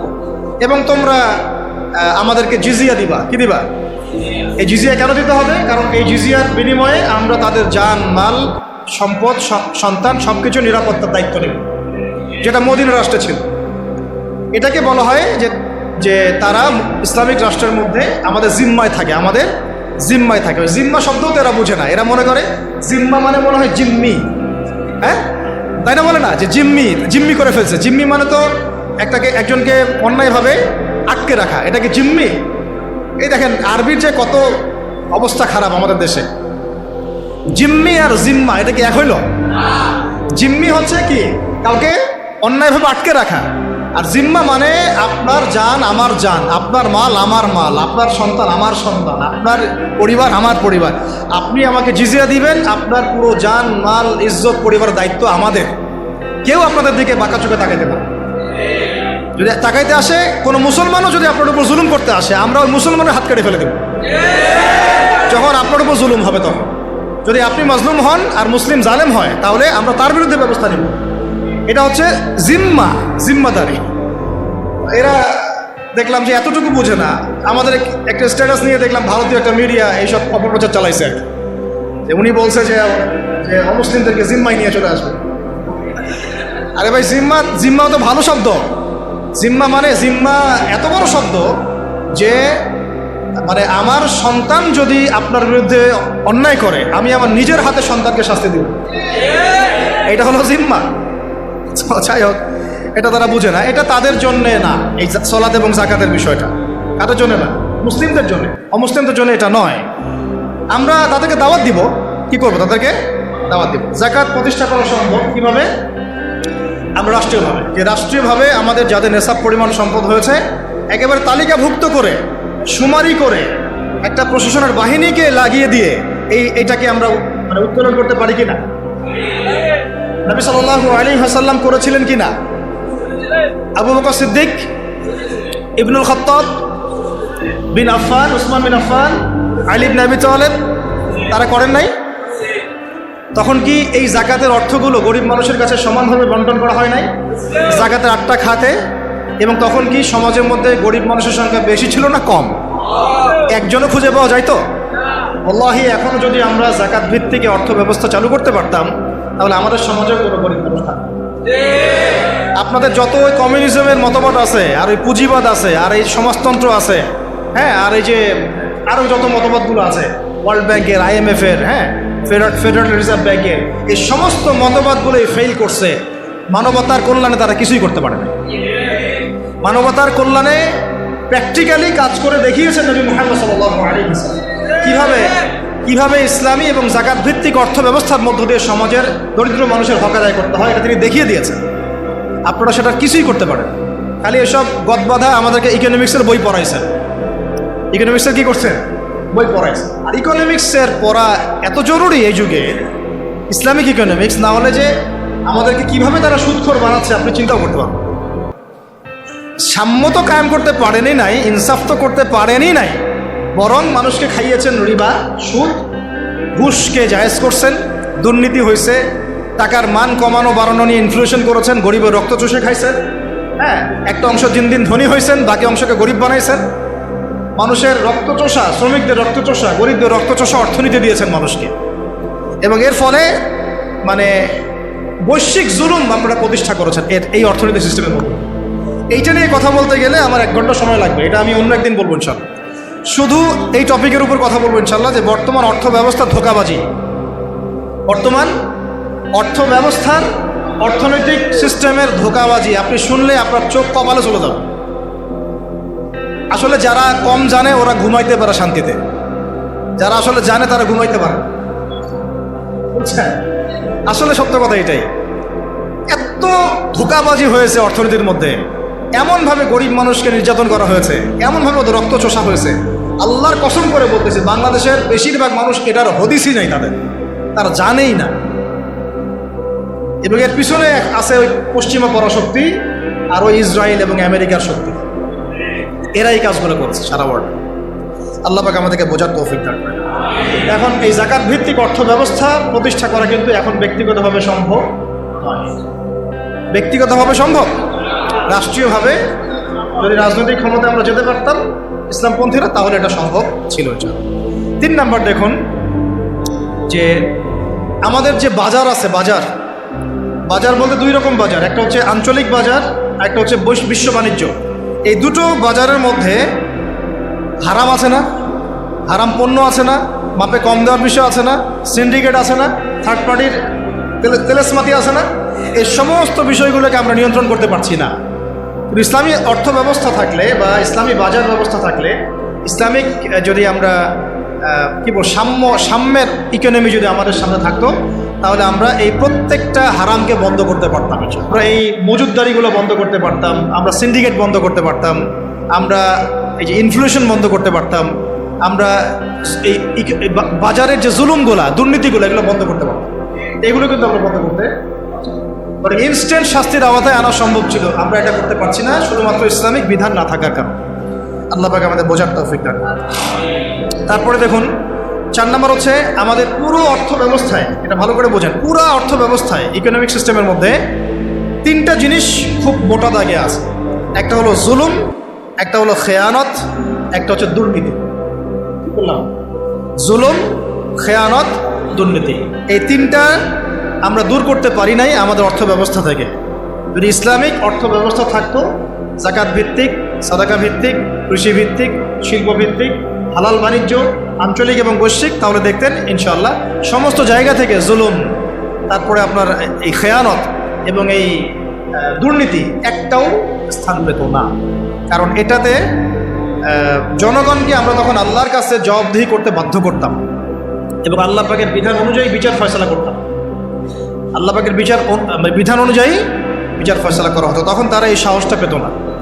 5 নম্বর হচ্ছে দেখুন যে ইসলাম বিরোধী যত মতবাদগুলো আছে, যেমন ধরেন কয়েকটার কথা তো বললাম, যেমন ইসলাম বিরোধী অনেক মতবাদ, আসলে তারা তো বুঝতে পারেন না যে কমিউনিজম একটা ইসলাম বিরোধী মতবাদ, সেকুলারিজম একটা ইসলাম বিরোধী মতবাদ। এগুলো তো পলিটিক্যাল, এর বাইরে সামাজিক অনেক ব্যাপার আছে। যেমন ইসলাম বিরোধী বিভিন্ন মতবাদ সংস্কৃতি, কাদিয়ানি মতবাদ ধরেন, তারপরে ইসাই মুসলিমদের ফিতনা, ইসলাম বিরোধী যত মতবাদ, যেমন এই কমিউনিজম বা so-called communism, so-called democracy, so-called secularism, বা এই যে LGBTQ, তারপরে রিবা, কাদিয়ানি মতবাদ, এনজিওদের সুদের ফিতনা, ইসাই মুসলিমদের ফিতনা, যত ইসলাম বিরোধী মতবাদগুলো আছে, এগুলোকে রাষ্ট্রীয়ভাবেই আস্তে আস্তে আস্তে মিটিয়ে ফেলা সম্ভব ছিল। কিন্তু ইসলামী রাষ্ট্র ব্যবস্থা না থাকলে এটাকে আপনি মেটাতে পারবেন না, বরং তারা সমাজে আধিপত্য বিস্তার করার চেষ্টা করবে এবং তারা ফ্লুয়েন্টলি তাদের মিশনে কাজ করতে শুরু করবে, যেটা আমরা দেখেছি তারা কাজ করছে। কাদিয়ানিদেরকে কেউ ঠেকাচ্ছে কি? না। ইসাই মুসলিমদের ফেতনা কি কেউ ঠেকাতে পারছি? আমরা হয়তো দাওয়াত দিতে পারছি, বুঝাতে পারছি, ওদের এলেমের এগেনস্টে আমরা আমাদের এলেম জাহির করতে পারছি, মোনাজারা হচ্ছে, কিন্তু ওদের উপর কোনো মানে কঠোর ব্যবস্থা কিন্তু আমরা গ্রহণ করতে পারছি না। ওটা ব্যক্তিগতভাবে সম্ভব হচ্ছে না, কিন্তু রাষ্ট্র থাকলে আমরা পারতাম, বইয়ের মধ্যে নিয়ে আসতেছে, রাস্তায় মানববন্ধন করছে, অধিকার চাচ্ছে, আইন পাস করতে বলছে, সুদ তো আগেই হালাল করে ফেলছে তারা, মদের লাইসেন্স তো এগুলো আগেই দেওয়া হয়েছে, পতিতালয়ের লাইসেন্স আগেই দেওয়া হয়েছে। আর ইসাই মুসলিমরা কাজ করতেছে, শুধু এনজিওরা কাজ করতেছে, কাদিয়ানিরা কাজ করতেছে। আমরা কি এগুলোর একটাও গোড়ার থেকে কেটে ফেলতে পারছি? আচ্ছা, এটা আমরা পারতাম যদি আমাদের কাছে ইসলামী শাসন ব্যবস্থা বা ইসলামী একটা ইমারা বা একটা খেলাফা রাষ্ট্র থাকতো। এই জিনিসগুলো আমাদেরকে বুঝতে হবে। আল্লাহ পাক বোঝার তৌফিক দান। কয়টা বলছি? 5টা। 6 নম্বরটা খুব বেশি ইম্পর্টেন্ট। এটা আমাদের জন্য খুব বেশি ইম্পর্টেন্ট এই কারণে যে এটা জাতির মেরুদণ্ড। আমাদের জাতির মেরুদণ্ড কি? শিক্ষা। এখন আসেন একটু পিছনে ফিরে তাকান, বিগত 30, 40, 50 বছরে, বিগত 30 থেকে 40 বা 50 বছরে জাতীয় শিক্ষা ব্যবস্থার মধ্যে ইসলাম কতটুকু আছে আর কতটুকু নাই? আদৌ কি আছে? জাতীয় শিক্ষা ব্যবস্থা, আমি কিন্তু মাদ্রাসা শিক্ষার কথা বলছি না। আচ্ছা, মাদ্রাসা শিক্ষা ব্যবস্থা প্রণয়ন করতে হলো কেন? কারণ জাতীয় শিক্ষা ব্যবস্থার মধ্যে ইসলাম নাই, তাই। মাদ্রাসাগুলো না থাকলে তো ইসলাম মিটাই ফেলতো তারা। মাদ্রাসাগুলো না থাকলে কি করতো? ইসলাম মিটাই ফেলতো। তো মাদ্রাসার খেদমত তো একটা সুরত। আমার দেশের 80%, 90% মানুষ মুসলিম, কোটি কোটি ছেলে মেয়ে স্কুলে পড়াশোনা করে, কলেজে পড়াশোনা করে, ইউনিভার্সিটিতে পড়াশোনা করে। আচ্ছা, তাদের কি মৌলিক অধিকার না যে তারা প্রাইমারি স্কুলে কোরআন শিখবে, হাই স্কুলে তারা অন্তত আরবিটা শিখবে, ফরজে আইনের জ্ঞান জানবে, হাদিস শিখবে, সিরাত শিখবে, কোরআন অনুবাদ করতে পারবে বা কোরআনের তাফসীর করতে পারবে, অথবা তারা ফিকহ বা উসুলের জ্ঞানগুলো অর্জন করবে, মুফতি হবে, মুহাদ্দিস হবে, মুফাসসির হবে। এই অধিকার কি আমাদের এই কোটি কোটি ছেলের নাই, মেয়েদের নাই? আমরা শিক্ষাকে একদম সেকুলার করে ফেলছি। শিক্ষা ব্যবস্থার মধ্যে ইসলাম আনা যাবে না, ঠিক যেমন রাষ্ট্র ব্যবস্থার মধ্যে ইসলাম আনা যাবে না, অর্থনীতির মধ্যে ইসলাম আনা যাবে না, ঠিক ওই রকমই শিক্ষা ব্যবস্থার মধ্যেও ইসলাম আনা যাবে না। এই কনসেপ্টটাই আমরা আমাদের জাতিকে দীর্ঘদিন যুগের পর যুগ অন্ধকারে রাখছি। এই জন্য দেখা যায় একজন এমপি সাহেব কোরআন তেলাওয়াত করতে পারে না, একজন বিসিএস ক্যাডার সূরা ফাতিহা পড়তে পারে না, একজন বুদ্ধিজীবী টকশো ফাটাই ফেলতেছে, একদম টকশো থেকে একদম কি একটা অবস্থা, টেবিল থাপড়ায় কথা বলছে, কিন্তু এদিকে সে ওযুর ফরজ বলতে পারে না। হ্যাঁ, এইভাবে আমরা আমাদের সমাজটাকে একদম ধ্বংস করে ফেলছি। এই জায়গায় কথা বলতে গেলে আমি একটু উত্তেজিত হয়ে পড়ে। আমরা আমাদের সমাজের শিক্ষাটাকে একদম ধ্বংস করে ফেলছি, একেবারে ধ্বংস করে ফেলছি। আমাদের আর্মি অফিসারদের কি এই অধিকার ছিল না যে তারা কোরআনে হাফেজ হবেন, তারা মুহাদ্দিস হতে পারবেন, মুফতি হতে পারবেন? হ্যাঁ, নবী সাল্লাল্লাহু আলাইহি ওয়াসাল্লামের যুগে যারা ফ্রন্টলাইন সোলজার, ফ্রন্টলাইন মুজাহিদ, তারা কি মুফতি ছিলেন না, মুহাদ্দিস ছিলেন না, কারি ছিলেন না, হাফেজ ছিলেন না? তাহলে আমাদের তো তারা ফ্রন্টলাইন যোদ্ধা, তাদের মধ্যে কয়জন হাফেজ, কয়জন আলেম, কয়জন কারি, কয়জন মুফতি, কয়জন মুহাদ্দিস? অথচ তাদেরকে এগুলো শিখতে দেওয়া হয় নাই। তারা এগুলো শিখে যদি আবার আল্লাহর পথে ফিরে আসে, তারাই যদি আবার ইসলামের রাষ্ট্রের কথা বলে। র্যাবের ভাইদের অধিকার ছিল না, পুলিশের ভাইদের অধিকার ছিল না, আমাদের বিজিবির ভাইদের অধিকার নাই? সবার অধিকার ছিল। বুদ্ধিজীবীদের, আমাদের ব্যবসায়ীদের, আমাদের যে আওয়াম জনগণ যারা, সবার অধিকার ছিল না? এই যে তোমরা যারা জেনারেল স্টুডেন্ট, তোমাদের অধিকার ছিল না? শিখতে দেওয়া হয় নাই। কিন্তু আমরা তাদেরকে মেসেজ দিতে চাই যে আপনাদের এটা শেখার পূর্ণ অধিকার আছে, এবং আপনারা যদি এগুলো শিখে আল্লাহকে চিনতে শিখেন, রাসূলকে চিনতে শিখেন, এবং ইসলামিক রাষ্ট্রের গুরুত্ব তাৎপর্য বুঝতে শিখেন, আল্লাহ পাক আপনাদেরকে এই যুগের খালিদ আর ওমর বানাই দেবেন ইনশাআল্লাহ। আপনারাই ইনশাআল্লাহ আজ হোক আর কাল হোক আপনারাই বলবেন যে এই রাষ্ট্রটা যেন ইসলামী রাষ্ট্র হয়। যখন আপনারা দেখতে থাকবেন, বুঝতে থাকবেন যে হ্যাঁ, কত জুলুমের শিকার হচ্ছি আমরা, আর ইসলামী রাষ্ট্র না থাকার কারণে আমরা কিভাবে বঞ্চিত হয়েছি, বৈষম্যের শিকার হয়েছে, তখন আপনারা নিজেরাই ইনশাআল্লাহ তাআলা দাওয়াত এবং জিহাদের মধ্য দিয়ে এই বাংলার মধ্যেই আপনারা ইসলামী রাষ্ট্র কায়েম করবেন ইনশাআল্লাহ। আমরা দোয়া করি যেন আমাদের এই ভাইদেরকে আল্লাহ হেদায়েত দান। ঠিক আছে? এখন এই শিক্ষা ব্যবস্থার সংস্কার ব্যক্তিগতভাবে কি সম্ভব? ব্যক্তিগতভাবে আপনি হয়তো একটা স্কুল করলেন, ওই যে আমি বললাম যে আমি একটা প্রতিষ্ঠান করেছি, আপনি একটা মাদ্রাসা করেছেন, উনি একটা মক্তব করেছেন, উনি একটা স্কুল করেছেন, কলেজ করেছেন, এই পর্যায়ে করবেন। তারপরেও এখানে তো কিছুটা খেদমত করার সুযোগ আমাদের আছে, বাকি ক্ষেত্রগুলো তো একেবারেই বন্ধ করে, তাই না? আর একটু ভেবে দেখেন, একটু চোখ বন্ধ করে ভেবে দেখেন, যদি ইসলামী রাষ্ট্র ব্যবস্থা থাকতো, ইসলামিক গভর্নমেন্ট থাকতো, তাহলে কত চমৎকার শিক্ষা ব্যবস্থা থাকতো, কত চমৎকার হতো প্রাইমারি স্কুলগুলো। প্রত্যেকটা প্রাইমারি স্কুল হয়ে যেত একটা মাদ্রাসার মতো, কত সুন্দর হতো আমাদের হাই স্কুলগুলো, আমাদের ইউনিভার্সিটিগুলো। থাকতো না কোনো ফ্রি মিক্সিং, থাকতো না কোনো নারী পুরুষের অবাধ মেলামেশা, থাকতো না কোনো অপরাজনীতি, থাকতো না কোনো জুলুম, আবরারকে এভাবে পিটায় হত্যা করার সুযোগ হতো না কারো। হ্যাঁ, হতো? থাকতো না কোনো, আর কি বলবো, হ্যাঁ, বেপরদামি, বেহায়ামি, এগুলো থাকতো না। আল্লাহ পাক আমাদেরকে ইসলামী শিক্ষা ব্যবস্থার দিকে জাতিকে নিয়ে যাওয়ার তৌফিক দান করেন। আর এটা না থাকলে কি হবে? না থাকলে দিন বিবর্জিত শিক্ষা ব্যবস্থা চালু করা হবে, যেটা চালু করা হয়েছে। 7 নম্বর হচ্ছে, যদি আমরা ইসলামিক রাষ্ট্র গঠন করতে পারতাম, তাহলে ব্যাপকভাবে মসজিদ, মাদ্রাসা, ইসলামিক সেন্টার, হ্যাঁ, তারপরে ইসলামিক বিশ্ববিদ্যালয়, একদম আল আজহারের মতো, মদিনা বিশ্ববিদ্যালয়ের মতো, দারুল উলুম দেওবন্দের আদলে অনেক বড় বড় প্রতিষ্ঠান আমরা দেশের মধ্যে করতে পারতাম। বাইরের কান্ট্রিগুলো থেকে স্টুডেন্টরা এসে আমার দেশে পড়ানো, কিন্তু এটা কি আমরা কিন্তু করতে পারি না। বরং উল্টা দেখবেন, যদি এটা না থাকে তাহলে কি হচ্ছে, ব্যক্তিগত পর্যায়ে আপনাকে কাজ করতে হবে। এছাড়া বরং আমরা এমন একটা অবস্থা চলে যাবো যে অন্যের কাছে হাত পাততে হবে আমাদেরকে একটা প্রতিষ্ঠান করার জন্য। আর রাষ্ট্র থাকলে রাষ্ট্রই দায়িত্ব নিত, টিচারদের বেতন দিবে রাষ্ট্র, উস্তাদদের বেতন দিবে রাষ্ট্র, ইমাম সাহেবদের বেতন দিবে রাষ্ট্র, তাদেরকে গাড়ি দেওয়া হবে, তাদেরকে ফ্ল্যাট দেওয়া হবে, তাদের তো অধিকার আছে, তাদেরকে রেশন দেওয়া হবে, তাদেরকে দেশের সম্পদ হিসেবে গড়ে তোলা হবে, এবং জাতির আকীদা আমলের সংস্কারের জন্য তাদেরকে রাষ্ট্র কাজে লাগাবে। বরং রাষ্ট্র একটা গঠনমূলক সিলেবাস প্রণয়ন করবে, যেটা পড়লে সবার মধ্যে যে মিসকনসেপশনসগুলো দূর হয়ে যাবে। সম্ভব ছিল? হয় নাই। আচ্ছা, এরপরে আসেন 8 নম্বর হচ্ছে যে আমাদের দেশের একটা অন্যতম গুরুত্বপূর্ণ ক্ষেত্র হচ্ছে কৃষি এবং শিল্প, তাই না? কৃষি এবং শিল্প। তো কৃষি এবং শিল্পের মধ্যে দুর্নীতি হয় নাই? কম না বেশি? এই দুইটা সেক্টর এত বেশি গুরুত্বপূর্ণ যেটা রাষ্ট্রের অর্থনীতি গড়ার মূল কারিগর বলা যায়। যে কৃষি এবং শিল্পের সমস্ত দুর্নীতিকে বন্ধ করা সম্ভব ছিল যদি ইসলামী রাষ্ট্র ব্যবস্থা থাকে, যেটা আমরা করতে পারি নাই। কৃষক ভাইদেরকে অধিকার দেওয়া হয় নাই। যে পণ্যটার দাম এখানে 100 টাকা, দেখবেন সেই বেচারা বিক্রি করছে 10 টাকায়। কৃষকের সাথে সরাসরি সরকারের সম্পর্ক নেই, মাঝখানে বহু থার্ড পার্টি আছে। তাহলে ওদের উপর জুলুম হচ্ছে না? শ্রমিক, যে শ্রমিকের আপনি গার্মেন্টসে বেতন দিচ্ছেন 10,000 টাকা, 12,000 টাকা, এই পণ্যগুলোকে এক্সপোর্ট করে তারা কোটি কোটি টাকার বিজনেস করছে। তাদের এবং রাষ্ট্রের মাঝখানে একটা কি আছে? মধ্যস্থতা করার একটা মাঝখানে থার্ড পার্টি আছে। মাঝখানে অনেক টাকা পয়সা গায়েব হয়ে যাচ্ছে একবার উপরে। এর উপরে যাচ্ছে না, যাচ্ছে কানাডায়, সুইজারল্যান্ডে, সুইস ব্যাংকে, অমুক জায়গায়, তমুক জায়গায়।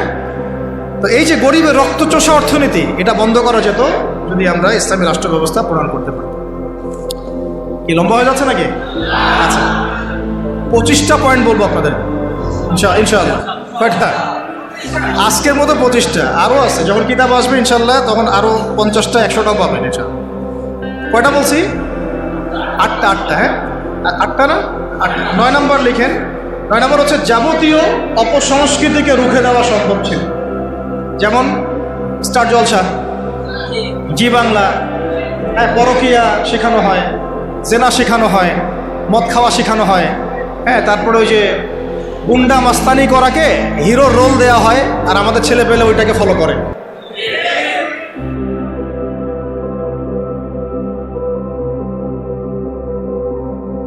এই জিনিসগুলোকে এবং এগুলোকে বন্ধ করা সম্ভব ছিল রাষ্ট্রীয় উদ্যোগে, কিন্তু আপনি ব্যক্তিগত উদ্যোগে এটা করতে পারবেন না।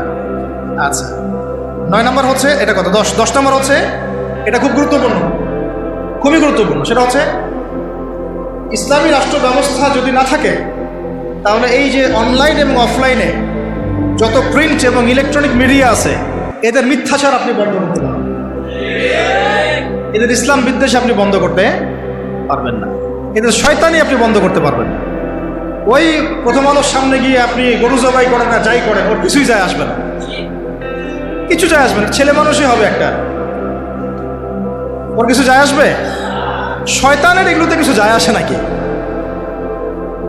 তো যদি ইসলামী রাষ্ট্র ব্যবস্থা আপনার হাতে থাকতো তাহলে আপনি আইন প্রণয়ন করে হোক, নীতি নির্ধারণ করে হোক এবং আইনের সুশাসন নিশ্চিত করে হোক, ইসলামের স্বার্থকে সর্বোচ্চ অগ্রাধিকার দিয়ে আপনি এগুলোকে নিয়ন্ত্রণ করতে পারেন। ইসলামী শাস্তি এগুলা, দর্রা, বেত্রাঘাত, হাত কেটে ফেলা, কি তাই না? রজম করা। এই জন্যে এই ভয়ে তো বহু মানুষ চায় না যে ইসলামী রাষ্ট্র হোক। বহু মানুষ এই কারণে ইসলামী রাষ্ট্র চায় না যে ইসলামী রাষ্ট্র ব্যবস্থা আসলে পরে তাদের ব্যক্তি জীবনের গুনাহ তারা করতে পারবে না। কারণ ব্যক্তি জীবনে জেনা করে, ও তো চাইবে না ইসলামী রাষ্ট্র আসুক। ব্যক্তি জীবনে মদ খায়, ও তো চাইবে না যে মদ, আরে বাপরে বাপ, ইসলামী রাষ্ট্র আসলে তো 80টা বেত্রাঘাত করবে আমাকে, তাই না? ইসলামী রাষ্ট্র আসলে তো পরকীয়া করতে পারবে না। তখন তো আপনি ধরেন যে খোলামেলা এবং উন্মুক্ত কনসার্ট আপনি করতে পারবেন না। আপনি শুনলে বাসায় শুনবেন, ব্যক্তিগতভাবে পাপ করবেন, জনগণকে পাপি করাতে পারবেন না, তাই না? ইসলামী রাষ্ট্র আসলে অনেকের অনেক সমস্যা আছে আমার, ওই সমস্যাগুলোর কারণে তারা আবার চায় না ইসলামী রাষ্ট্র আসুক। তো যাই হোক, চাক আর না চাক, একটা কথা বলে দেই, অনলাইনে দিয়ে দিব না, মানে কেউ চাক আর না চাক, কেউ চাক বা নাই বা চাক, আজ হোক আর কাল হোক, এই বাংলাদেশের বুকে ইসলামী রাষ্ট্র কায়েম হবেই হবে। কেউ এটাকে বদলাইতে পারবে না। কেন পারবে না বলেন? কেন পারবে না? কারণ নবী সাল্লাল্লাহু আলাইহি ওয়াসাল্লাম ভবিষ্যৎবাণী করেছেন যে একটা কাঁচা বাড়ি বাদ থাকবে না, একটা পাকা বাড়ি বাদ থাকবে না যেখানে আল্লাহ পাক তার তাওহীদের কালিমা লা ইলাহা ইল্লাল্লাহ মুহাম্মাদুর রাসূলুল্লাহকে প্রবেশ করাবেন না। ওরা যে বলছেন অখণ্ড ভারত হবে, হ্যাঁ অখণ্ড ভারত হবে ঠিকই, তবে সেটা হবে কিসের?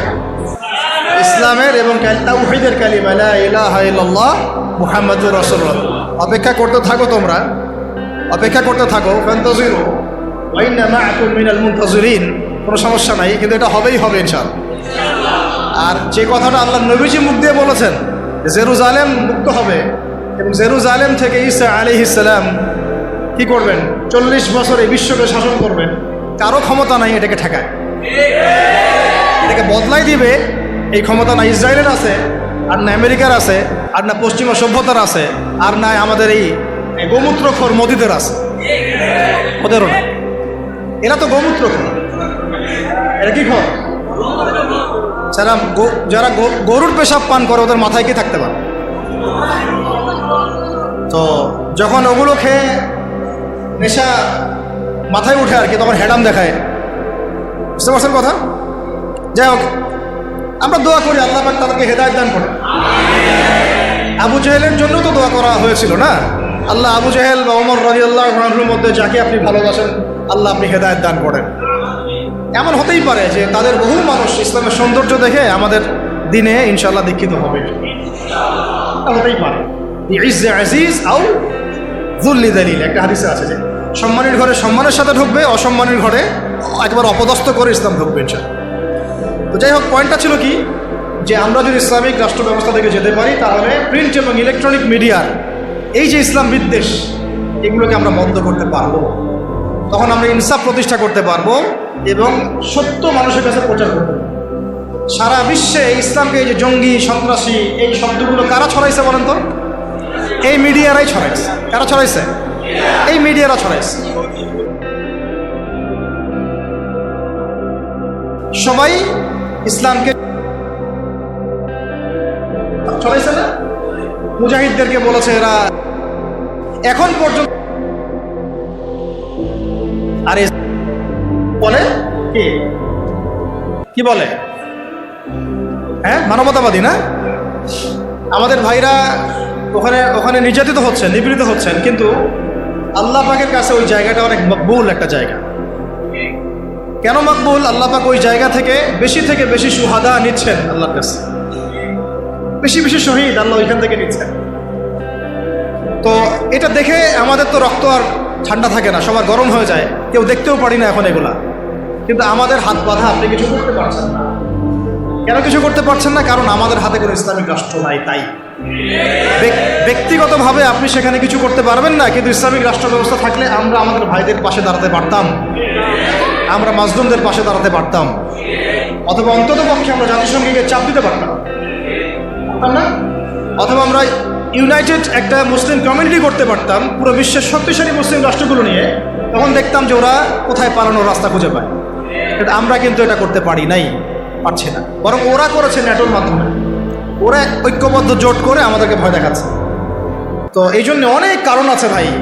এই কারণগুলো আমাদেরকে একটা দিকেই এখন নিসবত করছে যে আমাদের একটা মুসলিমদের একটা ইসলামপন্থী রাষ্ট্র দরকার, ইসলামপন্থী সরকার দরকার। আদারওয়াইজ আমরা বিশ্বের বুকে স্বাধীন হতে পারবো না। এমনকি আমরা আমাদের মাজলুম ভাইদেরকে সাহায্য করতে পারছি। আল্লাহ আমাদেরকে বোঝার তৌফিক দান। আচ্ছা, 10 নম্বর হচ্ছে 10 না 11 হচ্ছে সমস্ত সামাজিক অশ্লীলতা, যেমন বেপরদামি, কিশোর গ্যাং, মাদকের আখড়া, জুয়ার আখড়া, এগুলোকে আপনি বন্ধ করতে পারবেন না যদি ইসলামিক রাষ্ট্র ব্যবস্থা না। 13 নম্বর হচ্ছে আইনের সুশাসন বলে একটা শব্দ শুনি আমরা। এটা গদবাদ একটা শব্দই থাকে, এর আসলে বাস্তব খুব একটা প্রয়োগ হয় না। কারণ আমরা দেখেছি আইনকে হাতিয়ার করে নিয়ে মানুষ রাজনীতি করেছে, ব্যক্তি আক্রোশ ঝেড়েছে এবং ব্যক্তির স্বার্থ চরিতার্থ করেছে, দলের স্বার্থ উদ্ধার করেছে, তাই না? ওলামায়ে কেরামরা কি অপরাধ করেছিলেন শাপলা চত্বরে যে তাদের সবার উপরে 10টা 5টা করে মামলা দিতে হবে? বলেন।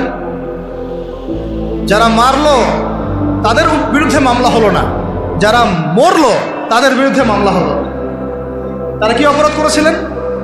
এখনো বহু ওলামায়ে কেরাম 5টা 6টা 10টা করে মামলা নিয়ে কাঁধে নিয়ে ঘুরছেন না?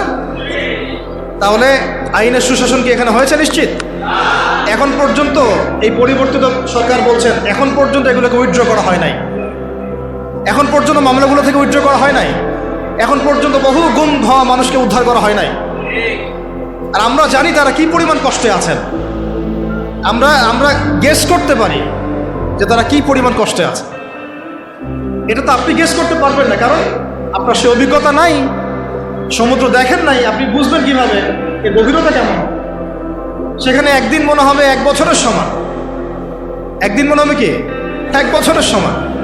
এমন বহু মানুষ ভিতরে এখনো আছে যারা মাজলুম, নির্যাতিত, নিপীড়িত, এখন ওদেরকে বের করা হয় নাই।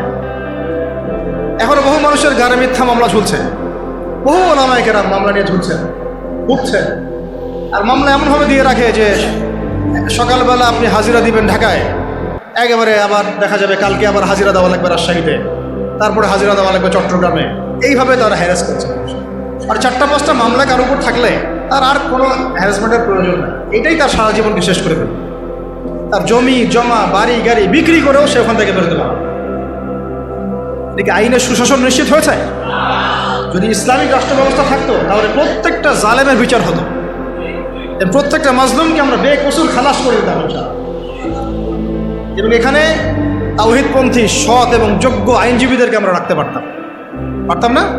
শুধু তাই না, এই যে ব্রিটিশ আইন চলতেছে, ব্রিটিশ আইন, এই ব্রিটিশ আইনের যে স্বার্থপর নোংরামি তাগুতি সিস্টেম, এগুলোকে পরিবর্তন করে আমরা আল্লাহর শরিয়া আইন বাস্তবায়ন করতে পারি।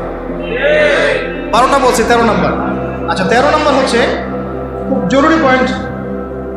সমস্ত অপরাধের বিচার এবং আইনের যে সুশাসন এটা নিশ্চিত করা সম্ভব, সমস্ত অপরাধগুলোর বিচার করা সম্ভব ইনসাফের সাথে, শরিয়া আইনের সাথে এবং আল্লাহর বিধানের অনুকূলে, যেটা ইসলামিক স্টেট না থাকলে কখনোই সম্ভব না। একটা জেনার ঘটনা ঘটেছে নবী সাল্লাল্লাহু আলাইহি ওয়াসাল্লামের যুগে, তিনি কি বিচার করেন নাই? চুরি হয়েছে, তিনি কি বিচার করেন নাই? মদপান হয়েছে, তিনি কি বিচার করেন নাই?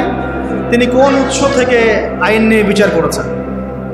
আল্লাহর পক্ষ থেকে আইন দিয়ে বিচার করেছেন। সেটা কিন্তু আমাদের বিগত 50, 60, 70, 100 বছরে আমরা করতে পারি নাই। তো ইসলামী রাষ্ট্র ব্যবস্থা না থাকলে এটা কখনোই সম্ভব হবে না। ঠিক আছে। 14 নম্বর হচ্ছে হুদুদ এবং কিসাস কায়েম করা সম্ভব হবে না। কি বললাম? হুদুদ এবং কিসাস কায়েম করা সম্ভব হবে না যদি ইসলামী রাষ্ট্র ব্যবস্থা না থাকে। যদি থাকে তাহলে আপনি হুদুদ কায়েম করতে পারবেন, কিসাসও কায়েম করতে পারবেন। কিসাস কি? তার হত্যার বদলে হত্যা, খুনের বদলে। এই যে মনে করেন কয়দিন আগে দেখলেন না, একটা বাস এসে পিষে দিয়ে চলে গেল। রাস্তাঘাটে কত ঘটনা ঘটছে, এখন হচ্ছে না? কত ঘটনা ঘটছে, কত যে নিরপরাধ মানুষ আমাদের সমাজে প্রাণ হারায়। কোনো হিসেব আছে? কোনো তালিকা আছে? সবগুলোকে সুষ্ঠু কোনো বিচার হয়? বহু মানে জালেম পার পেয়ে যায় না। হুদুদ আর কিসাস থাকলে কোনো জালেম পার পাইত না, বরং এগুলো সবার সামনে দৃষ্টান্তমূলক শাস্তি দেওয়া হতো। যেমন এই এলাকায় যদি কোনো চুরি হতো তাহলে সবার সামনে তাকে নিয়ে এসে তার হাত কেটে ফেলা। তখন কি চুরি বাড়তো না কমতো? নিশ্চয়ই বাড়তো নাকি? চুরি কি বাড়তো? এটা হচ্ছে একটা সাইকোলজিক্যাল ট্রিটমেন্ট। এটা একটা সাইকোলজিক্যাল ট্রিটমেন্ট যে মানুষ যখন দেখে যে হ্যাঁ, আরে চুরি করলে তো এমন শাস্তি দিবে, জেনা করলে তো ভাই আমার এমন শাস্তি আছে, মানুষ ভয়ে অনেক সময় পাপ করে, ভয়ে পাপ করে। এটা খুব জরুরি। খালি মানুষকে শুধুমাত্র আপনি মানে মিষ্টি মিষ্টি ওয়াশ করে লাইনে আনতে পারবেন না। তো ওদের সাথে সাথে কি লাগবে? মেডিসিনও লাগবে। কি লাগবে? মেডিসিনও লাগবে। এই মেডিসিনগুলো দিতে হবে ওহী ভিত্তিক। আল্লাহ পাক আমাদেরকে হুদুদ এবং কিসাস কায়েম করার তৌফিক দান। আচ্ছা, একটা এক্সাম্পল দেই। এই যে আমাদের ছাত্র ভাইরা শহীদ হয়েছেন, শত শত হাজার হাজার, আল্লাহ ভালো জানেন সংখ্যা কত, আমরা জানি না। আমরা কিন্তু এক্স্যাক্ট সংখ্যা জানি না। বহু ভাই পঙ্গু হয়ে হাসপাতালে পড়ে আছে। তাদের খুনের বিচার করা দরকার ছিল কি না? কতগুলো হয়েছে? যদি একটা এক্সাম্পল দিই, যদি ধরেন যে একজন ছাত্রকে হত্যা করার জন্য একজন পুলিশ দরকার হয়, একটা বুলেটও দরকার হয়, তাহলে তো যদি 1000 জন মারা যায় তাহলে 1000 পুলিশকে শাস্তির আওতায় আনা লাগতো আর কি। 1000 পুলিশকে গ্রেফতার হয়েছে? তাদেরকে আদেশদাতারা কি সবাই গ্রেফতার হয়েছে? তাদের মাস্টার মাইন্ডরা কি এখন পর্যন্ত ফাঁসির কাজটা ঝুলেছে কেউ?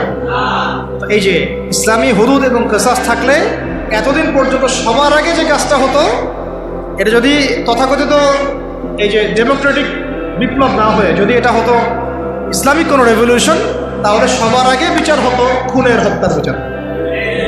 সবার আগে এই কাতিলদের কিসাস করা হতো। কিন্তু এটা কিন্তু হয় নাই, বিকজ এটা ইসলামিক মুভমেন্ট হয় নাই, এটা ইসলামিক কোনো রেভলিউশন হয় নাই।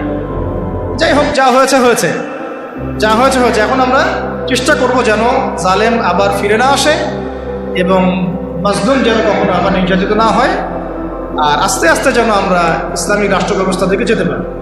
কারণ আমরা জানি যে একদিনে আমরা যেতে পারবো না। একদিনে কি পারবো? আলোচনাগুলো তো ওঠা উচিত, সবার জানা উচিত, সচেতনতা তৈরি করা উচিত। আজ হোক আর কাল হোক ইনশাল্লাহ হবেই হবে ইনশাল্লাহ। এটা হলো আপনার কত নম্বর বললাম? 13 নম্বর। 14 নম্বর। 15 নম্বর হচ্ছে, এটা খুব জরুরি পয়েন্ট, প্রত্যেকটা ডিপার্টমেন্টে হোক প্রশাসন, হোক ব্যাংকিং সিস্টেম, হোক ইকোনমিক্স, হোক রাজনীতিবিদদের মধ্যে, হোক আপনার প্রিন্ট মিডিয়া, ইলেকট্রনিক মিডিয়ায়, প্রতিটা ডিপার্টমেন্টে যত ভারতীয় দালাল আছে, বিজাতীয় দালাল আছে, বিজাতীয় দোসর আছে, এদেরকে আপনি চিহ্নিত করে শাস্তির আওতায় আনতে পারবেন না যদি আপনি ইসলামিক রাষ্ট্র ব্যবস্থার দিকে না যান। যতই চেষ্টা করেন ফাঁকফোকর দিয়ে তারা বের হয়ে যাবে, ইসলামিক রাষ্ট্র ব্যবস্থার মধ্যে নাই। তো তারা এখানে ফাঁকফোকর খুঁজবে, পেয়েও যাবে, পারবেও যেতে পারবে। যেমনটা বিগত সময় হয়েছে না? বিগত সময় তো অনেক অপরাধী পার পেয়ে যায় নাই, কি আছে? সবার কি বিচার হয়েছে? হয় নাই। আল্লাহ পাক আমাদেরকে বোঝার তৌফিক দান করেন। 16 নম্বর হচ্ছে, এটা যদি একবার বলেছি আবার রিপিট হচ্ছে, যে গরিব মানুষের অধিকার নিশ্চিত করা যাবে। গরিবের অধিকার নিশ্চিত করা যাবে ইনশাআল্লাহ। শুধু গরিব না, জন্তু জানোয়ারের অধিকার পর্যন্ত নিশ্চিত করা যাবে। পশু পাখি জন্তু জানোয়ারের অধিকার পর্যন্ত নিশ্চিত করা যাবে ইনশাআল্লাহ। ওমর রাদিয়াল্লাহু আনহু বলতেন যে আমি ভয় পাই যে আমার রাষ্ট্রে বা আমার রাজ্যে যদি ওই ইরাকের, সুদূর ইরাকের ফোরাত নদীর তীরে কোনো ছাগলের বাচ্চাও যদি না খেয়ে মারা যায়, আমি ভয় পাই যে আল্লাহ পাক সেই জন্যও আমাকে জবাবদিহি করাবেন। এটা ছিল ইসলামী খেলাফা। এটা ছিল কি? ইসলামী খেলাফা। জবাবদিহিতা অন্য কোন গভর্নমেন্ট দিয়েছে বিশ্বের? ওমর রাদিয়াল্লাহু আনহু বললেন যে এটা আমার, আর এটা আমার ছেলে আব্দুল্লাহ, তার অংশটুকু নিয়ে আমি কাপড় বানিয়েছি। এইরকম ইনসাফ, এইরকম ন্যায় বিচার, এরকম জবাবদিহিতা কোন রাষ্ট্র ব্যবস্থায় আছে? ইসলামী রাষ্ট্র ব্যবস্থা ছাড়া তো আছে। এইগুলো আমরা নিশ্চিত করতে পারতাম, গরিবের অধিকার, যদি আমরা ইসলামী রাষ্ট্রের দিকে যেতে পারতাম। 17 হচ্ছে খুব জরুরি পয়েন্ট, এটা আমাদের ওলামায়ে কেরামরা বুঝবেন না। জরুরি পয়েন্ট হচ্ছে যে বিধর্মীদের কথা বলছি না, মুসলিমদের কথা বলছি। মুসলিমদের ধর্মীয় যে আমল, আকিদা, উসুল, মানহাজ, এই যে বিষয়গুলো আমাদের মধ্যে আছে, এখানে উদ্দেশ্য প্রণীতভাবে বহু ইখতিলাফ ঢুকিয়ে দেওয়া হয়েছে। উদ্দেশ্য প্রণীতভাবেই সব কিছু কিন্তু ইখতিলাফভাবে আসে নাই, ফিকহি ইখতিলাফ থেকে সব আসে নাই, বহু কিন্তু উদ্দেশ্য প্রণীত আছে, ইচ্ছা করে ঢুকিয়ে দেওয়া হয়েছে যাতে আমরা আপোষে একে অপরের সাথে সময় কাটাতে ব্যস্ত থাকি এবং তারা তাদের আখের গোছাতে ব্যস্ত থাকে। ঠিক আছে? হ্যাঁ, জি, আমাদেরকে লাগিয়ে রেখে তারা তাদের মিশন সফল করবে। অনেক বিষয় কিন্তু শুধু ধর্মীয় না, বরং অনেক কিছু রাজনৈতিক বিষয় আছে, পলিটিক্স আছে এখানে। এখানে পয়েন্টটা হচ্ছে, ইসলামী রাষ্ট্র ব্যবস্থা থাকলে ধর্মীয়, মুসলিমদের মধ্যে যে ধর্মীয় বিভাজন, যে ইখতিলাফ, যে আকিদা, আমল, মানহাজ, উসুলগত যে পার্থক্যগুলা, এইগুলো আমরা আস্তে আস্তে আস্তে আস্তে কমিয়ে ফেলতে সক্ষম হতাম, অথবা কমিয়ে ফেলতে সক্ষম না হলেও আমরা এটাকে একেবারে সংকুচিত করতে সক্ষম হব।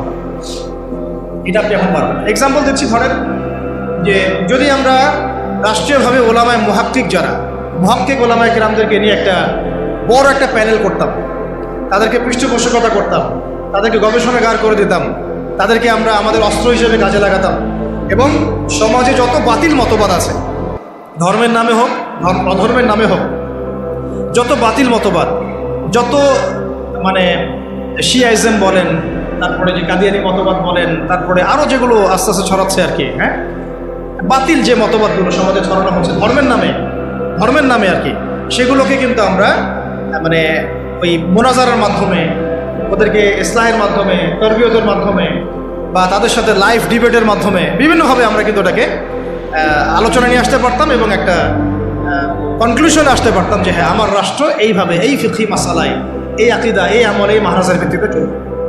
আপোষের কিন্তু ইখতিলাফ দূর হয়ে যায়, একটা জাতিগত ঐক্য আসতো আর কি।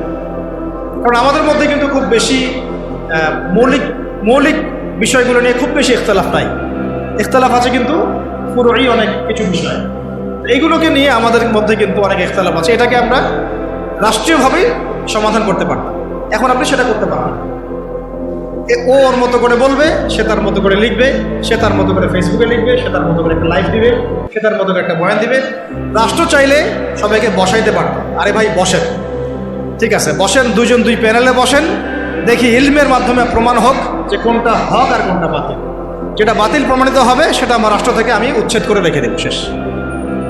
যেটা বাতিল প্রমাণিত হবে তারা রাষ্ট্রের মধ্যে এইভাবে আর এটা মতবাদ প্রচার করতে পারবে না। যারা হক প্রমাণিত হবে তারা মতবাদ প্রমাণ। আর এখানে তো যাদের মধ্যে সাহিবুল ইলম যারা, তারা তো এটাকে গ্রহণ করে নেবেন, কারণ তারা তো জানেন যে তার হক, তারা জানেন তারা হক, তারা বুঝেন তারা হক। এখন এই হকটাকে প্রচার করার প্ল্যাটফর্ম দিতে হবে যে আপনারা এই প্ল্যাটফর্মে হক প্রচার করেন। ওর আস্তে আস্তে জনগণের মধ্যে আকিদা, আমল, মানহাজ সব ইখতিলাফগুলো দূর হয়ে যায়। সব দূর না হলেও অ্যাটলিস্ট এটাকে কমায় ফেলা সম্ভব হতো এবং সংকুচিত করা তো অবশ্যই সম্ভব হতো, কিন্তু এটা আপনি এখন আর করতে পারবেন যেহেতু ইসলামিক রাষ্ট্র ব্যবস্থা আমাদের মধ্যে নাই। আচ্ছা, 17 হয়েছে না? 18। ধৈর্য আছে না শেষ?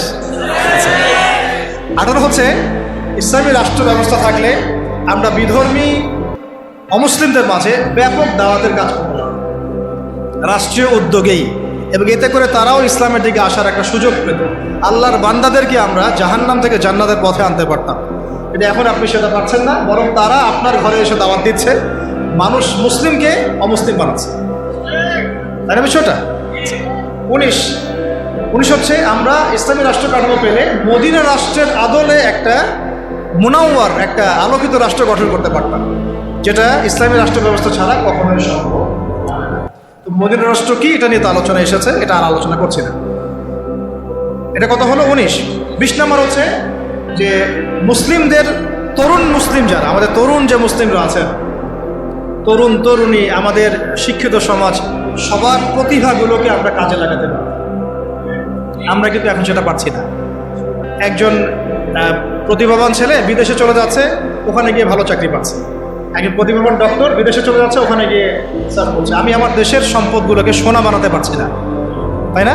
তাদেরকে হীরা বানাতে পারছি না, পলিশ করতে পারছি না। সদুদ্যোগ নাই, ওর এখানে দুর্নীতি আছে। প্রতিভাবান একটা ছেলে, ওকে আমি জব দিচ্ছি না, আমার দল করে বলে ওকে জব দিচ্ছি। এই যে দুর্নীতিগুলো, এতে করে ওই ছেলে তো আর জাতিকে কিছু দিতে পারবে না। রাম শাম যদু মধু উপদেষ্টা হয়ে বসে আছে, তাই না? আমরা তো এগুলোর যোগ্যই না, আমরা কি না? আমাদের তো জ্ঞান নাই, এলেম কালাম কিছুই নাই, রাম শাম যদু মধু সব উপদেষ্টা হয়ে বসে আছে। একজন ব্যক্তি যে পরকীয়ায় শিখায়, সেও এখন নেতা হয়ে বসে আছে, তাই না? এই হলো অবস্থা। প্রতিভার মূল্যায়ন হবে না যদি ইসলামী রাষ্ট্র ব্যবস্থা না খায়। আরেকটা বিষয় হচ্ছে, এটা কত বললাম? 20। 21 হচ্ছে প্রযুক্তিগত যত উন্নয়ন আছে না, আপনার ইন্টারনেট সেকশন বলেন, অনলাইন সেকশন, অফলাইন সেকশনের কথাই বলেন, ইনক্লুডিং নিউক্লিয়ার প্ল্যান্টস, মিসাইলস, এইগুলো পর্যন্ত আমরা তৈরি করতে পারতাম যদি ইসলামী রাষ্ট্র থাকতো। এখন যেহেতু ইসলামী রাষ্ট্র নাই, আপনি চাইলেও এগুলো করতে পারছেন না। প্রযুক্তিগত কোনো উন্নয়ন করতে পারছি না আমরা, বরং অন্যের কাছে হাত পেতে বসে আছি।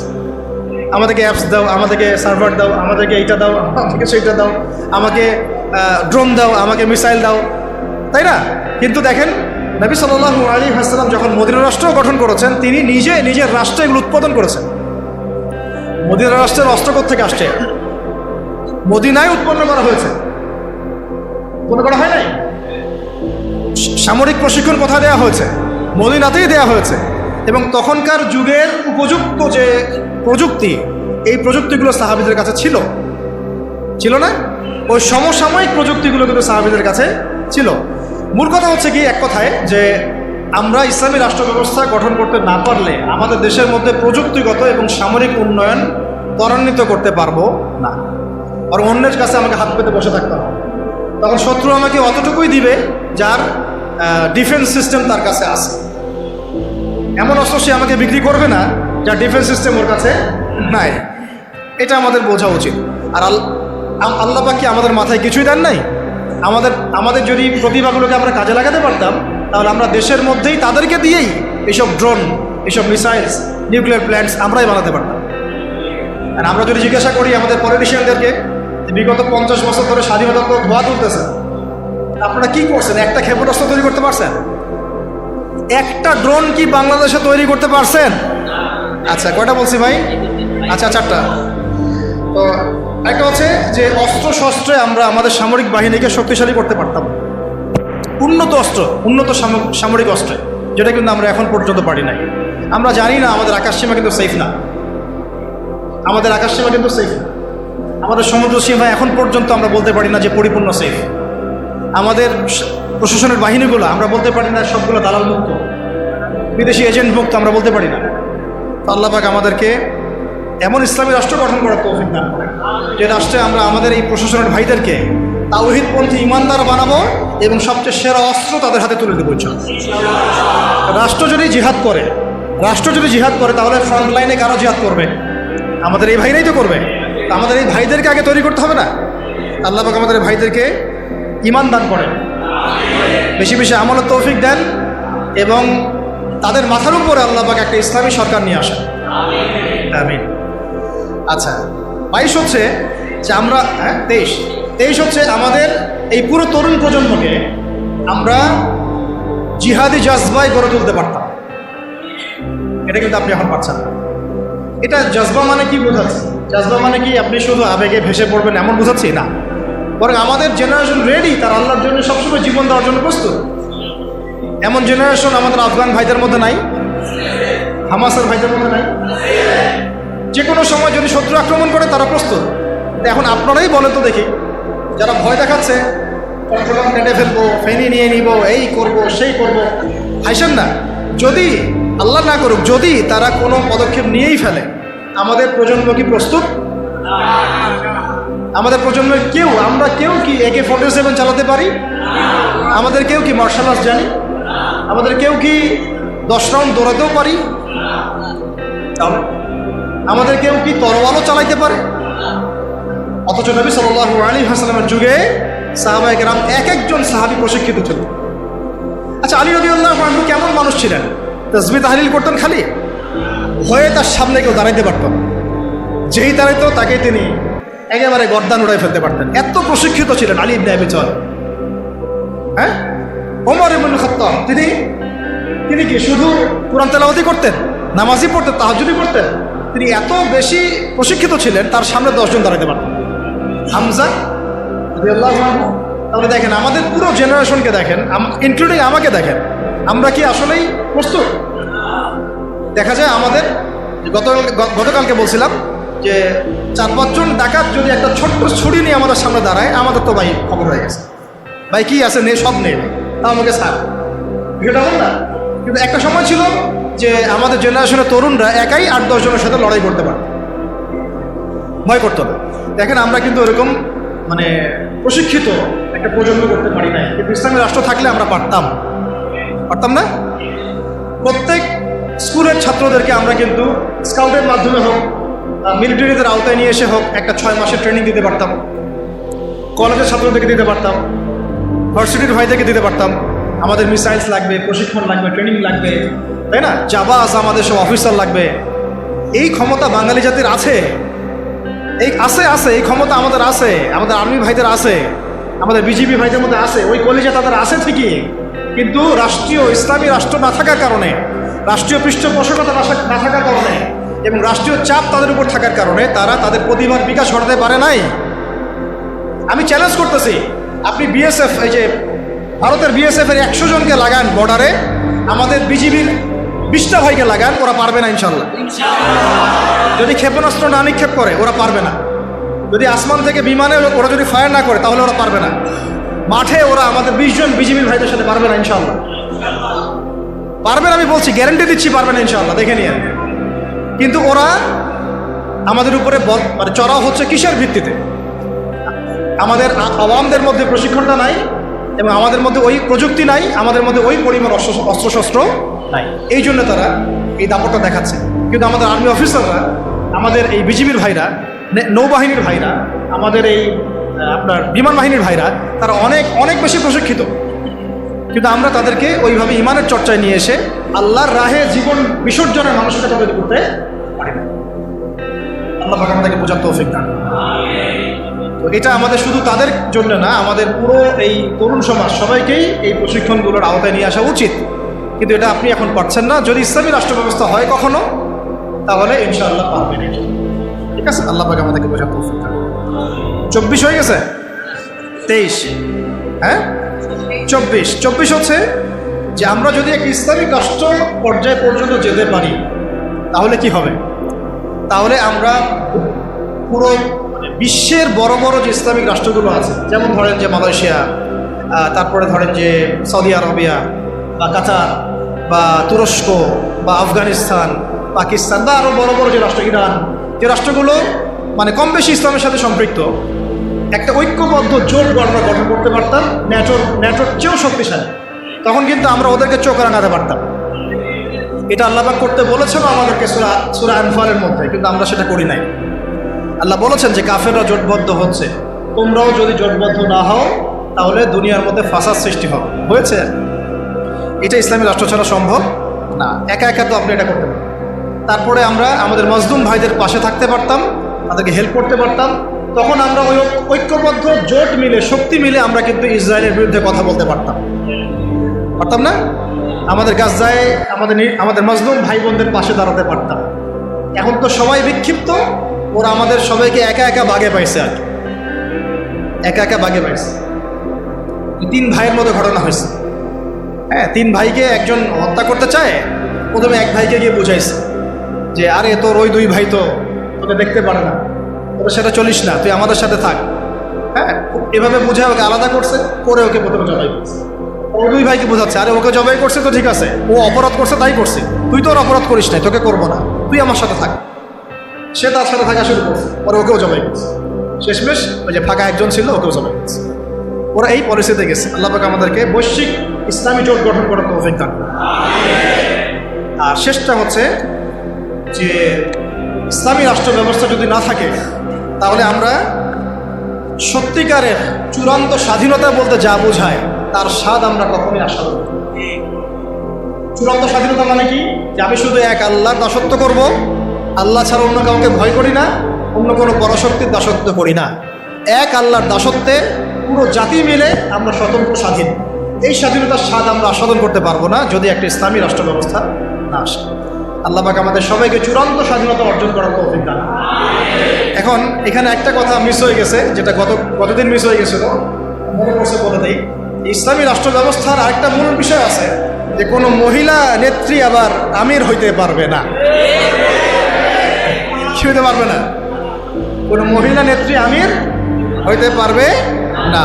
আর রাষ্ট্র চলবে শূরাভিত্তিক। কিভাবে চলবে? শূরাভিত্তিক। তো হ্যাঁ, মাশওয়ারা দিতে পারে, হয়তো মাশওয়ারা দিতে পারে, কিন্তু আমির হইতে পারবে না। নবী সাল্লাল্লাহু আলাইহি ওয়াসাল্লাম তার স্ত্রীদের মাশওয়ারা নিয়েছেন, কিন্তু আমির হতে পারবে। এটা তো আমাদের এখন এক্স এবং ওয়াই উভয় দলেরই তো আমির হচ্ছেন নারী নেত্রী, নাকি? তাই না? নারী ছাড়া আর কিছুই খুঁজে পাই না। ঠিক আছে? হ্যাঁ, নারী উপদেষ্টাও আছে।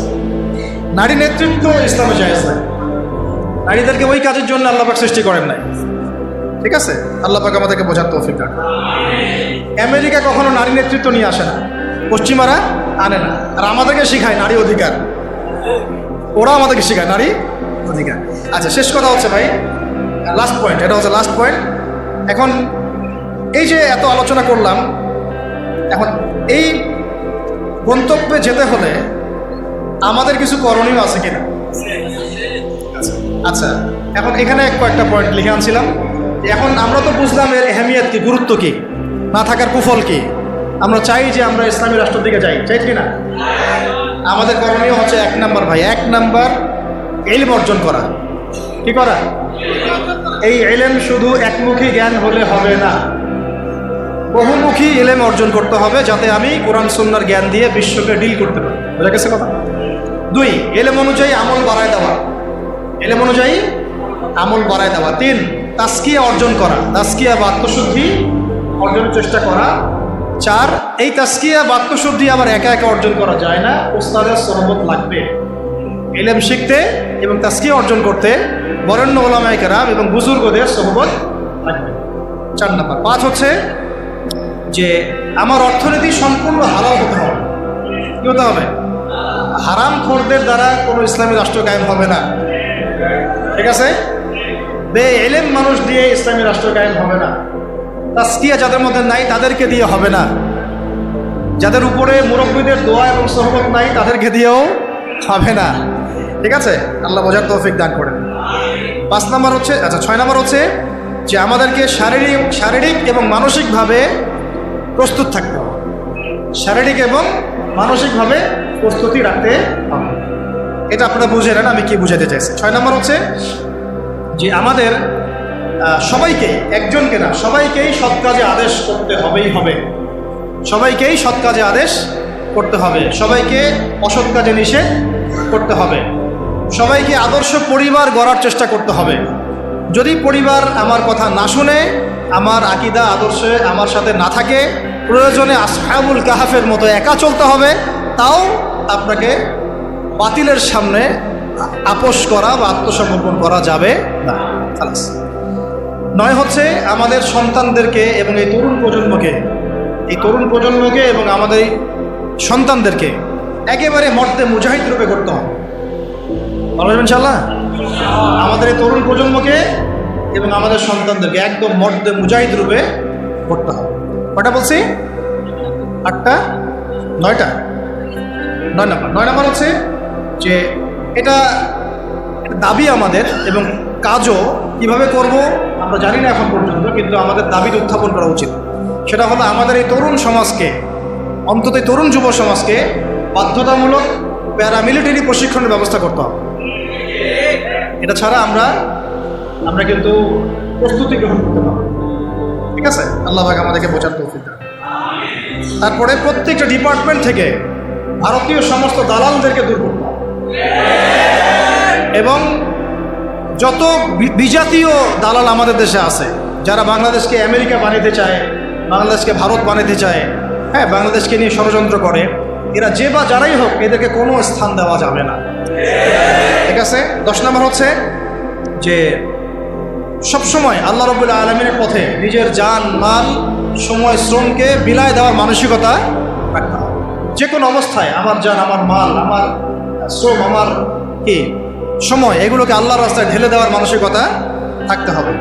এরপরে অবশ্যই থাকতে হবে যে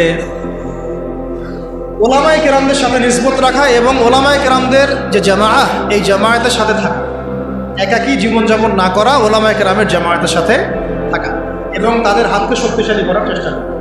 ঠিক আছে? তারপরে আরও জরুরি হচ্ছে যে আমাদের প্রত্যেকটা ডিপার্টমেন্টের ভাইদেরকে দাওয়াত দিতে হবে। শুধু আমাদের মধ্যে দাওয়াতটা রাখলে হবে না, আমাদের পলিটিশিয়ান, বিত্তশালী, হ্যাঁ, আমাদের প্রশাসন, আমাদের ফোর্সগুলা, আমাদের সরকার, সবার মধ্যে দাওয়াতটাকে প্রচার করতে হবে। ঠিক আছে? কয়টা বলছি? লিখতে থাকো। কয়টা হচ্ছে? 12টা? 11টা? 12টা হচ্ছে যে ইসলাম বিরোধী যত মতবাদগুলো আছে, এই সমস্ত মতবাদগুলোকে চিহ্নিত করতে হবে, এগুলো থেকে দূরে থাকতে হবে। বোঝা গেছে? ইসলাম বিরোধী যত মতবাদ আছে সমস্ত মতবাদ চিহ্নিত করা আগে, যেমন বললাম ডেমোক্রেসি, সোকল ডেমোক্রেসি, সোকল কমিউনিজম, সোকল এই সেকুলারিজম, এগুলো ফাইন্ড আউট করতে হবে, করে দূরে থাকার ফিকির করতে হবে। তারপরে হচ্ছে কত? 13, সাহাবাওয়ালা জীবনযাপন করতে হবে। সাহাবাওয়ালা জীবনযাপন, সাহাবাওয়ালা জিন্দেগি, দুনিয়ার পূজা ত্যাগ করতে হবে, দুনিয়ার পূজা ত্যাগ করতে হবে, সাহাবাদের মতো জিন্দেগি যাপন করতে হবে। ঠিক আছে? 14 হচ্ছে অল্পে তুষ্ট থাকতে হবে, অল্পে তুষ্ট থাকতে হবে, দুনিয়ার নেশায় ডুবে যাওয়া যাবে না। 15 হচ্ছে বিয়ে শাদী দ্রুত করে ফেলতে হবে। কারণ আছে, কারণ হচ্ছে এটা আপনাকে অস্থিরতা থেকে স্থিরতা দিবে। ঠিক আছে? স্থির থাকলে আপনি অনেক কাজ করতে পারবেন, অস্থির থাকলে কোনো কাজ করতে পারবেন না। 16 নম্বর সন্তানদের কথা বলেছি, মানুষ করার কথা, হ্যাঁ, এটা তো বলেছে। 16 নম্বর হচ্ছে যে আমাদের মধ্যে আর কোনো বিভাজন তৈরি করা যাবে না, বরং আমাদের মধ্যে ইখতিলাফি বিষয়গুলোকে বাদ দিয়ে সবাই মিলে একটা ঐক্যবদ্ধ শক্তি গঠন করার চেষ্টা করব। ঠিক আছে? এটা খুব জরুরি জিনিস, সবাই মিলে একটা জাতীয় ঐক্য গঠনের চেষ্টা করতে হবে। তারপরে 17 হচ্ছে খুব জরুরি একটা পয়েন্ট, নবী সাল্লাল্লাহু আলাইহি ওয়াসাল্লামের সিরাতুন নবী সাল্লাল্লাহু আলাইহি ওয়াসাল্লামকে বাধ্যতামূলকভাবে শিখতে হবে। সিরাতের আদলেই তো আপনাকে রাষ্ট্র গঠন করতে হবে। এর পাশাপাশি হচ্ছে যে আমাদের যে প্রতিভাগুলো আল্লাহ পাক আমাদেরকে দিয়েছেন, এই প্রতিভাগুলোকে কাজে লাগায় প্রত্যেকটা জেলায় জেলায়, থানায় থানায়, ইউনিয়নে, এলাকায়, মহল্লায় একটা সাংগঠনিক রূপ আমাদেরকে দিতে হবে। যেতে পারছি? এবং এটাকে একটা চেইন অফ কমান্ডের আন্ডারে নিয়ে আসতে হবে, যাতে করে আমরা একটা ঐক্যবদ্ধ জাতীয় শক্তি হতে পারি। আল্লাহ পাক আমাদেরকে তৌফিক দেন। আর 19 হচ্ছে সামনের দিনগুলোর দিকে ভালো করে দৃষ্টি রাখা, খুব বিচক্ষণতার সাথে সামনে কি হচ্ছে এটার একটা মানে খুব ক্লোজ একটা আইস আমাদের সবাই রাখতে হবে, একটা যেটা আছে যে খুব দূরদর্শিতা সম্পন্ন একটা দৃষ্টি আমাদের রাখতে হবে সামনের দিনগুলো কেমন হচ্ছে, কি হচ্ছে, এবং যখন যেভাবে পদক্ষেপ নেওয়া প্রয়োজন ওলামায়ে কেরামের সাথে মশওয়ারা করে সেইভাবে পদক্ষেপ নিতে হবে। ২০ নম্বর হচ্ছে কোনো অবস্থাতেই এই জালেম ফাসেক, এই মোরতাদ, এই মানে ভারতীয় দালালদেরকে কোনো অবস্থাতেই আবার সুযোগ সৃষ্টি করতে দেওয়া যাবে না। যদি তারা সুযোগ সৃষ্টি করতে পারে তাহলে না থাকবে আপনার দেহ আর না থাকবে আপনার মনে রাখবেন। সবশেষ কথা হচ্ছে যে আগামীতে যখন আমাদের ইসলামী রাষ্ট্র গঠনের কোনো সুযোগ আসবে বা কোনো অকেশন আসবে বা কোনো আমাদের অকারেন্স তৈরি হবে, তখন যেন আমরা পিছুপা না হই, বরং ওলামায়ে কেরামদের সাথে থেকে ঐক্যবদ্ধ থেকে আমরা সাহসিকতার পরিচয় দিয়ে ইসলামকে মসজিদ থেকে নিয়ে পার্লামেন্ট পর্যন্ত নিয়ে যেতে পারি। তারপরে আরও অনেক কাজ থাকবে, ওই কাজগুলো নিয়ে আমরা পরে কথা বলব। আগে আপাতত আমরা মদিনা রাষ্ট্রের আদলে এই রাষ্ট্রটাকে আগে কায়েম করার চেষ্টা করি। এরপর রাষ্ট্র যদি আমরা পেয়ে যাই তখন আমরা কি করব, কীভাবে চলবো, আমাদের পলিসিগুলো কেমন হবে, সেটা নিয়ে আমরা আস্তে আস্তে পরে কথা বলবো। আল্লাহ রাব্বুল আলামিন আমাদের সবাইকে প্রথমত ইসলামী রাষ্ট্রের আহমিয়ত, গুরুত্ব বোঝার তৌফিক দান করুন। এটা থাকলে কি ফজিলত, না থাকলে কি ক্ষতি, এটা বোঝার তৌফিক দান। ইসলামী রাষ্ট্র গঠন যে একটা বড় ইবাদত বটে, এটাও বোঝার তৌফিক দান। আল্লাহ পাক আমাদের সবাইকে ইসলামী রাষ্ট্র প্রতিষ্ঠার জন্যে যে কাজগুলো আজকে আমরা আইডেন্টিফাই করলাম, এই কাজগুলোকে ব্যক্তি পর্যায় থেকে নিয়ে উচ্চ পর্যায় পর্যন্ত করার, প্রচার করার, নিজে আমল করার, দাওয়াত দেওয়ার এবং এটাকে প্রতিষ্ঠা করার তৌফিক আল্লাহ পাক আমাদের দান করুন। أقول قولي هذا أستغفر لي ولكم ولسائر المسلمين بارك الله لنا ولكم بالآيات الحكيم إنه تعالى جواد كريم ورؤوف رحيم